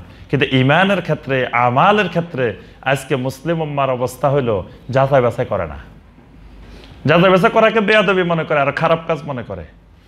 কয় এত বড় হুজুরও কইছে, এটা আবার কিসের যাচাই বাছাই? এটা আমরা কি বুঝি? আমরা তো কিচ্ছু বুঝি না। আমরা দুনিয়া সব বুঝি, বুঝি না কোনটা। আমরা আপনার 500 টাকার নোট কোনোদিন 1000 টাকার নোট বলে কোনো যে এই দেশে যে লেখাপড়া জানে না তাকেও দেওয়া যাবে না, যে পাগল তাকেও দেওয়া যাবে না, যে চোখে দেখে না তাকেও দেওয়া যাবে না। দেখবেন অন্ধ আরো আমাদের থেকে বেশি বুঝে, খালি একটু এমনি ধরলে বুঝে এটা কয় টাকার নোট কি। আলহামদুলিল্লাহ সব বুঝে, আল্লাহ তাদেরকে সেই জ্ঞান বাড়াই দিচ্ছেন। তাহলে সব বুঝতে পারি, দিন বুঝবো না কেন? দিন কেন্দ্রিক ঠকার মধ্যে, প্রতারণার মধ্যে পড়বো কেন? এই সচেতনতা যদি আমাদের এই দেশের মুসলিম ভাই বোনদের মধ্যে তৈরি হতো, তাহলে আজকে ধর্ম ব্যবসায়ীরা কোনো ধরনের এই ধর্ম নিয়ে, দিন নিয়ে আমাদেরকে এত প্রতারণা করতে পারত না।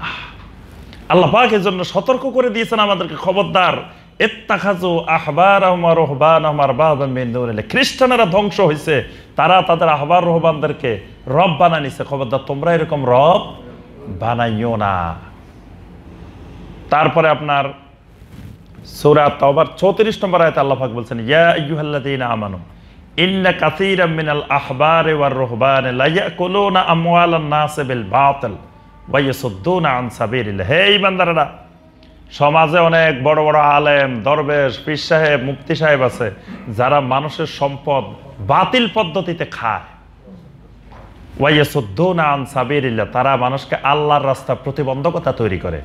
কারণ সে মানুষদের থেকে খাওয়ার জন্য একটা সুন্দর সিস্টেম সাজানো, একটা সংসার বানায় রেখেছে সুন্দর করে। যখনই আপনি যাই বলবেন যে না এটা তো ঠিক নাই, হাদিসে তো এইভাবে নাই, কোরআনে তো এইভাবে নাই, এই যে কাজটা করতেছেন এটা দলিল কই পাইছেন? ওয়া ইয়াসুদ্দুনা আন সাবিলিল্লাহ। আল্লাহ পাক বলতেছেন, এরাই তোমাদেরকে আল্লাহর পথে প্রতিবন্ধকতা তৈরি করে রেখেছে। এরাই চায় না যে তোমরা সঠিক দিনের দিকে আসো, সঠিক রাস্তার দিকে আসো। কারণ আসলে তার যে সাজানো সংসার আছে এটা ধ্বংস হয়ে যাবে। মানে সে যে টাকা ইনকামের বিভিন্ন পন্থা রাস্তা খুলে রেখেছে, এগুলো বন্ধ হয়ে যাওয়ার আশঙ্কা করে, মান সম্মান চলে যাওয়ার আশঙ্কা করে, প্রভাব প্রতিপত্তি চলে যাওয়ার আশঙ্কা করে, বিভিন্ন রকমের সুযোগ সুবিধা কমে যাওয়ার আশঙ্কা করে। এই জন্য ওয়া ইয়াসুদ্দুনা আন সাবিলিল্লাহ আল্লাহ পাক সতর্ক করে দিয়েছেন। কিন্তু তারপরেও দেখা যায় যে আমরা এই সতর্কগুলা খেয়াল করি না। আল্লাহ পাক আমাদেরকে বোঝার তৌফিক দান করুন। তাহলে 3 নম্বরের তাগুত হলো আত-তাগুত ফিল মাতবু ওয়াল মাতা। আচ্ছা, এবার আসি আমরা তাগুত চিনব কিভাবে, এটা আলোচনা করে আমরা আজকের আলোচনা শেষ করবো ইনশাআল্লাহ। এরপরে সংক্ষিপ্ত প্রশ্ন উত্তর। তাগুত চিনব কেমনে? তাগুত থেকে কিভাবে দূরে থাকব? 1 নম্বর তাগুত ইবলিস। 1 নম্বর তাগুত হলো খালি সে তাগুত না, তাগুতের লিডার, তাগুতের নেতা।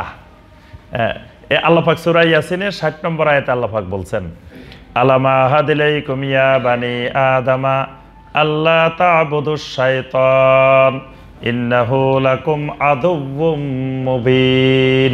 কিয়ামতের ময়দানে আল্লাহ পাক বলেন, আলাম আহাদিলাইকুম, হে বনি আদমেরা, আমি কি তোমাদেরকে সতর্ক করে দিয়েছিলাম না? বলে দিই নাই? আল্লাহ তা'বুদুশ শাইতান, খবরদার শয়তানের ইবাদত করিও না। তাহলে শয়তানেরও মানুষ ইবাদত করে। আল্লাহ পাক ইবাদত শব্দটাই ব্যবহার করছেন, আল্লাহ তা'বুদুশ শাইতান, শয়তানের ইবাদত করিও না। তাহলে মানুষ শয়তানের ইবাদতও করে। তাহলে শয়তান একটা তাগুত, মানে আল্লাহ ছাড়া যতজনের ইবাদত হয় সবাই তাগুত। তাহলে শয়তানের ইবাদত পৃথিবীতে কোটি কোটি মানুষ করে। এজন্য শয়তান হলো তাগুতের লিডার। মানে সবচেয়ে বেশি জমিনে আল্লাহ ছাড়া, আল্লাহর পরে যার ইবাদত মানুষ বেশি করে সে হলো ইবলিস, তাগুত। এজন্য তাগুত জমিনে 1 নম্বর লিডার, তাগুতের লিডার। 2 নম্বর তাগুত হলো মান উবিদা মিন দুনিল্লাহি ওয়া হুয়া রাদিন, আল্লাহ ছাড়া যার ইবাদত করা হয় কিন্তু সে নিজে খুশি, মানে সন্তুষ্ট চিত্তে সেই ইবাদত গ্রহণ করে। একটু আগে যেটা বললাম, সেজদা নেওয়ার জন্য সে জায়গা তৈরি করে রেখেছে সুন্দর করে চারিদিকে, পা রাখার জন্য সুন্দর করে বানায় নিছে, বানায় এইভাবে পা রেখে এইভাবে হুজুর শুয়ে রয়েছে, আর মানুষ এসে এসে সেজদা দিচ্ছে। এটা হলো কি? তাগুত। এই যে এইভাবে মানুষকে ইবাদতের জন্য চারিদিকে নিয়োজিত করছে, তার ইবাদতের জন্য তাকে সেজদা করবে, তার জন্য মান্নত নিয়ে আসবে, নজর নিয়ে আসবে, তারপরে এরকম তার উদ্দেশ্যে গরু ছাগল নিয়ে আসবে, তার নামে জবাই করবে, তার নামে তার দিকে ফিরে মুরিদরা মোরাকাবা করবে, ধ্যান করবে, এটা করবে, এই জাতীয় ইবাদত তার উদ্দেশ্য তাকে কেন্দ্র করে সাজায় রেখেছে, এই লোকটা হলো তাগুত। তবে মৃত যারা যারা এই কাজগুলোর প্রতি সন্তুষ্ট নয়, তারা তাগুত না। একটু আগে আমরা বলছি যে যেমন ঈসা আলাইহিস সালাম, তারপরে আল্লাহ পাক কোরআনে কারিমে আরো কয়েকজন দিনদার মানুষের নাম বলছেন সূরা নূহের 23 নম্বর আয়াতে, ওয়া ক্বালু লা তাযারুন্না আলিহাতাকুম ওয়া লা তাযারুন্না ওয়াদ্দান ওয়া লা সুআআন ওয়া লা ইয়াগুসা ওয়া ইয়াউক ওয়া নাসরা। পাঁচজন ওলির নাম বলছে আল্লাহ পাক, এরা দিনদার মানুষ ছিলেন। ওয়াদ, সুয়া, ইয়াগুস, ইয়াউক, নাসার, এরা খুবই আল্লাহওয়ালা দিনদার মুত্তাকিন মানুষ ছিলেন। এরা মারা যাওয়ার পরে দুনিয়ার মানুষ এদেরকে কেন্দ্র করে এদের মূর্তি বানাইছে, এদের ইবাদত করতো মানুষ। তা এরা নূহ আলাইহিস সালাম দাওয়াত দেওয়ার পরে কয় খবরদার, সব ছাড়িও ওলিয়া উলিয়া ছাড়া যাবে না, এদের কথায় পড়ি, এদের পাল্লায় পড়ি, খবরদার ওলিয়া উলিয়া ছাড়িও না, আমরা ওলিয়া উলিয়া লই আছি। আল্লাহ পাক এদের কথাটা সরাসরি কোরআনে তুলে দিয়েছেন। এরা একজন আরেকজনকে বলতো খবরদার নূহ আলাইহিস সালামের পাল্লায় পড়ি, আমাদের ওলিয়া উলিয়াদেরকে ছাড়িও না, আমরা ওলিয়া উলিয়া নিয়ে থাকবো। তো এই যে যারা ওয়াদ, সুয়া, ইয়াগুস, এদের ইবাদত করতো মানুষ, কিন্তু এরা নির্দোষ, এজন্য এরা তাগুত না। যারা এদের পূজারী, এদের অনুসারী, এরাই তাগুত, এবং এদের এই ইবাদতটা তাগুতি ইবাদত। 3 নম্বর, মান দাআন নাস ইলা ইবাদাতি নাফসিহি, যেই লোক একটা তরিকা বানায় মানুষকে ওই তরিকার দিকে আহ্বান করে, এই লোকও তাগুত। কারণ আল্লাহর ইবাদতের কিয়ামত পর্যন্ত একটাই তরিকা, সেই তরিকাটা কার? তরিকায়ে মুহাম্মদুর রাসূলুল্লাহ সাল্লাল্লাহু আলাইহি ওয়াসাল্লাম। যত রকমের ইবাদত আছে, কলবের ইবাদত কার মতো? কার তরিকায়? রাসূলুল্লাহ সাল্লাল্লাহু আলাইহি ওয়াসাল্লামের তরিকা। তাহলে কলবের ইবাদত হলো 1 নম্বরে ঈমান। ঈমান আনতে হবে কার মতো?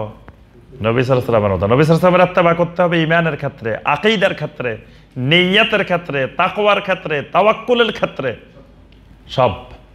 কলবের ইবাদত বলি, মুখের ইবাদত বলি, শরীরের ইবাদত বলি, অর্থের ইবাদত বলি, যত ইবাদত আছে তরিকা কিয়ামত পর্যন্ত একটাই, জিকির করব আল্লাহর জিকির। কার তরিকায়? তরিকায়ে মুহাম্মদুর রাসূলুল্লাহ সাল্লাল্লাহু আলাইহি ওয়াসাল্লামের এই তরিকায়। দরুদ পড়ব তরিকায় মুহাম্মদুর রাসূলুল্লাহ সাল্লাল্লাহু আলাইহি ওয়াসাল্লামের তরিকায়।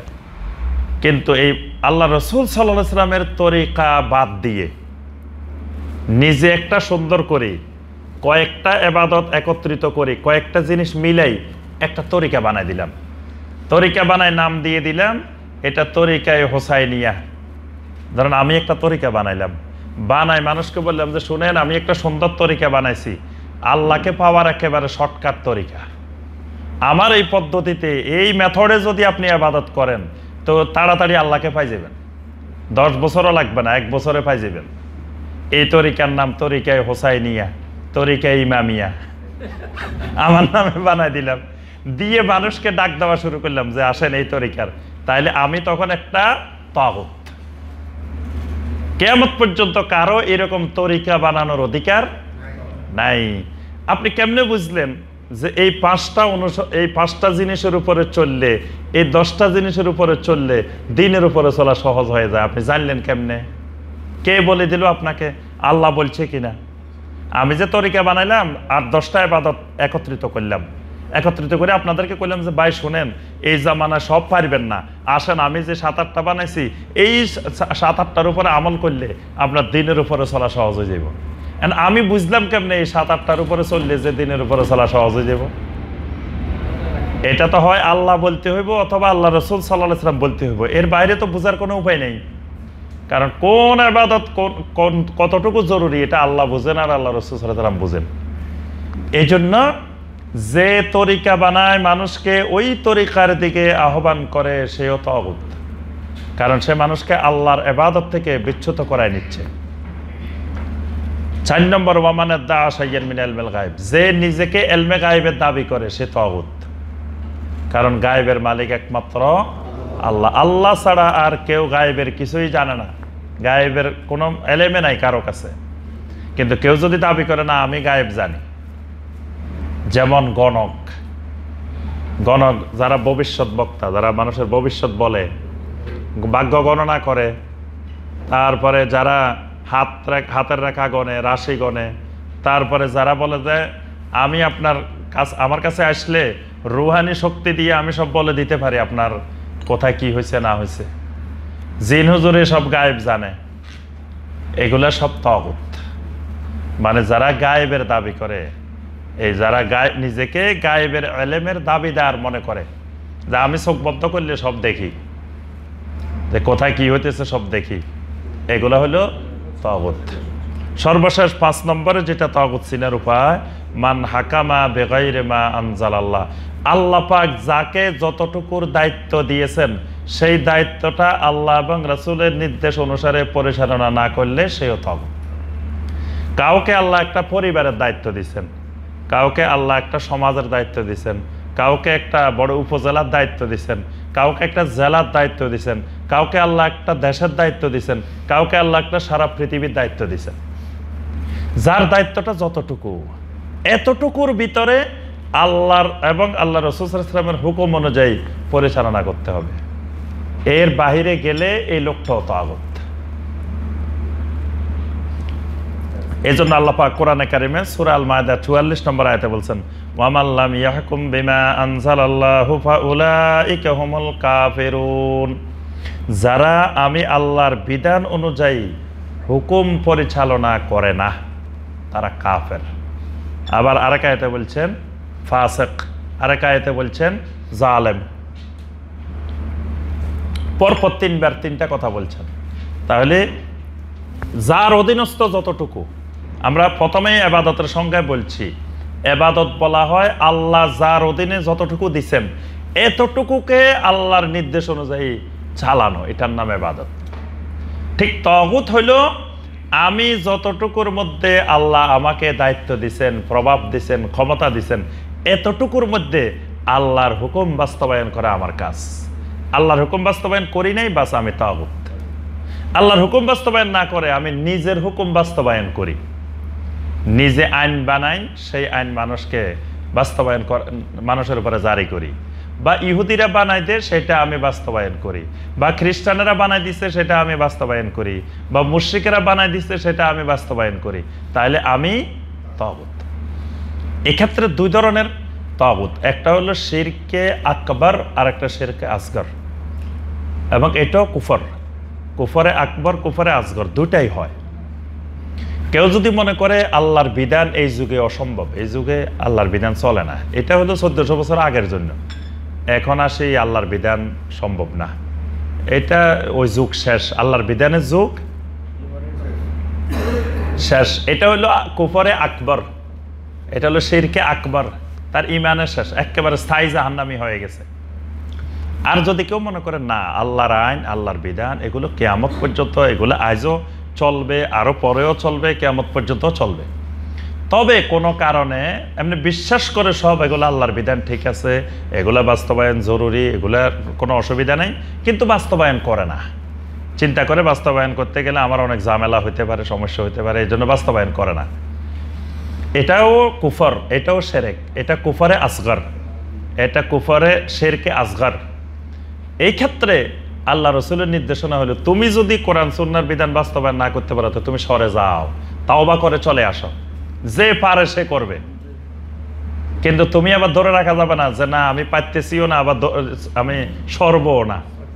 হ্যাঁ, এই জন্য এটাও তাগুতের একটা শাখা, তাগুতের একটা প্রকার। তা এখন তাগুত থেকে আমরা অস্বীকার করব কিভাবে? আল্লাহ যাকে যতটুকু পাওয়ার দিচ্ছেন সেইভাবে তাগুত অস্বীকার করতে হবে। প্রথম কথা হলো তাগুতের সমস্ত ইবাদত থেকে নিজেকে মুক্ত রাখতে হবে। আর তাগুতদেরকে যদি শক্তিশালী হয়, প্রভাব থাকে, তাগুতকে হাত দিয়ে সরাই দিতে হবে। যেমন আল্লাহ রাসূল সাল্লাল্লাহু আলাইহি ওয়াসাল্লাম ৮ম হিজরিতে সমস্ত তাগুতকে লাঠি দিয়ে ভাঙ্গি চুরি বিদায় করে দিয়েছেন। কোথায়? মক্কা বিজয়ের পরে আল্লাহর ঘরে যে ৩৬০টা তাগুত মূর্তি ছিল, আল্লাহ রাসূল সাল্লাল্লাহু আলাইহি ওয়াসাল্লাম বলতেছেন ওয়াকুল জাআল হাক্কু ওয়া যাহাকাল বাতিল ইন্নাল বাতিলা কানা যাহুকা। এই কথা বলতেছিলেন আল্লাহ লাঠি দিয়ে এই মূর্তিগুলোর উপরে বাড়ি মারতেছেন, সব ভেঙে দিচ্ছেন ৩৬০টা। তাহলে কখন? ৮ম হিজরিতে মক্কা বিজয়ের পরে। তার আগে কিন্তু নবী সাল্লাল্লাহু আলাইহি ওয়াসাল্লাম একটা মূর্তিও কোনো জায়গা ভাঙেন নাই। মূর্তি ছিল সামনে, নবী সাল্লাল্লাহু আলাইহি ওয়াসাল্লাম মূর্তির সামনে নামাজ পড়ছেন। বায়তুল্লাহর মধ্যে মূর্তি ছিল না, নবী সাল্লাল্লাহু আলাইহি ওয়াসাল্লাম ওখানে সালাত আদায় করছেন। কিন্তু একটা মূর্তি সরানো নাই, ভাঙ্গেনো নাই, কিছুই করেন না, কারণ তার হাতে তখন ওই ক্ষমতা নাই, ওই প্রভাব নাই। মদিনাতে গেছেন হিজরত করে, প্রথমে কত মূর্তি, নবী সাল্লাল্লাহু আলাইহি ওয়াসাল্লাম একটাও ভাঙ্গেন নাই। পরবর্তীতে যখন মদিনার নেতৃত্ব কর্তৃত্ব নবী সাল্লাল্লাহু আলাইহি ওয়াসাল্লামের হাতে আসছেন, তখন আল্লাহ রাসূল সাল্লাল্লাহু আলাইহি ওয়াসাল্লাম প্রথম একজনকে পাঠাইছে, মদিনার মধ্যে যত ছবি আছে সব ভেঙ্গে দাও, যত মূর্তি আছে সব ভেঙ্গে চুরমার করে দাও, যত উঁচু কবর আছে সব ভেঙ্গে সমান করে দাও। এই লোক গেছে, মানুষ বাধা দিচ্ছে, ভয়ে চলে আসছে। পরে আল্লাহ রাসূল সাল্লাল্লাহু আলাইহি ওয়াসাল্লাম আলী রাদিয়াল্লাহু তাআলা আনহুকে পাঠাইছেন, আলী রাদিয়াল্লাহু তাআলা আনহু গিয়ে সব সমান করে দিয়ে আসছেন। তাহলে যার আল্লাহ পাক ওই পরিমাণ ক্ষমতা দিবেন, তিনি ওই অনুযায়ী তাগুত দূর করবেন, তাগুত সরাবেন। আর যার ওই পরিমাণ নাই, তিনি জবান দিয়ে এটার প্রতিবাদ করবেন, তাগুতের বিরুদ্ধে কথা বলবেন। যেমন ইব্রাহিম আলাইহিস সালাম ঘোষণা দিতেন, সবসময় কথা বলতেন, ওয়া ইয ক্বালা ইব্রাহিম লিআবিহি ওয়া কওমিহি ইন্নানি বারাউম মিম্মা তা'বুদুন। ইব্রাহিম আলাইহিস সালাম তার বাপকে, জাতিকে বলতেন, শোনো, তোমরা যার ইবাদত করো আমি এগুলা থেকে মুক্ত, আমি এই তাগুতের সাথে নাই, আমি তাগুত মুক্ত। নবী সাল্লাল্লাহু আলাইহি ওয়াসাল্লামকে আল্লাহ পাক শিখিয়ে দিয়েছেন, আপনি বলে দিন লাকুম দীনুকুম ওয়ালিয়া দিন, যে তোমাদের যে দিন তাগুতি দিন, সেই তাগুতি দিন নিয়ে তোমরা থাকো, আমি আমার আল্লাহর দিন নিয়ে থাকব, কিন্তু তোমাদের দিনের সাথে আমি মিশ্রিত হইতে পারবো না। তাহলে এখানে যখন এই কথাটা কখন বলছেন? যখন নবী সাল্লাল্লাহু আলাইহি ওয়াসাল্লামের হাতে রাষ্ট্রীয় ক্ষমতা পাওয়ার আসে নাই, তখন বলছেন যে তোমাদের তাগুত নিয়ে তোমরা থাকো, আমি আমার আল্লাহর দিন নিয়ে আসি। কিন্তু যে সময়ে ক্ষমতা আসছে, নবী সাল্লাল্লাহু আলাইহি ওয়াসাল্লামকে আল্লাহ পাক সেই পাওয়ার দিচ্ছেন, তখন নবী সাল্লাল্লাহু আলাইহি ওয়াসাল্লাম আর যে না, কাবার ভিতরে ৩৬০টা এতদিন ছিল, এখনো থাকুক, অসুবিধা কি, এটা কিন্তু করেন নাই নবী সাল্লাল্লাহু আলাইহি ওয়াসাল্লাম। তাহলে মানে প্রত্যেকে সামর্থ্য অনুযায়ী, এখন মুখ দিয়েও বলার সামর্থ্য নাই, এমন পরিস্থিতিতে আছেন, এমন জায়গায় আছেন, তখন অন্তর দিয়ে তাগুতকে ঘৃণা করতে হবে। তাহলেই ফামা ইয়াকফুর বিত-তাগুত, তাগুতের প্রতি কুফরি হবে, আল্লাহর উপরে ঈমান হবে। আল্লাহ রাব্বুল আলামিন আমাদের সবাইকে তাগুতকে ভালোভাবে জানার, বোঝার, তাগুতের প্রতি কুফরি করার, তাগুতকে অস্বীকার করার আল্লাহ পাক আমাদেরকে তৌফিক দান করুন। আমাদেরকে যথাযথভাবে সঠিকভাবে আল্লাহর উপরে ঈমান আনার তৌফিক দান করুন, আল্লাহর ইবাদত করার তৌফিক দান করুন। আজকের এই মাজলিসকে আল্লাহ রাব্বুল আলামিন কবুল ও মঞ্জুর করে নিন। আল্লাহ পাক আমাদেরকে সহিহ আকীদা, সহিহ ঈমান, সহিহ আমল বোঝার তৌফিক দান করুন। আমিন ইয়া রাব্বাল আলামিন। সুবহানাকা আল্লাহুম্মা বিহামদিকা আশহাদু আল্লা ইলাহা ইল্লা আনতা আস্তাগফিরুকা ওয়া আতুবু ইলাইক।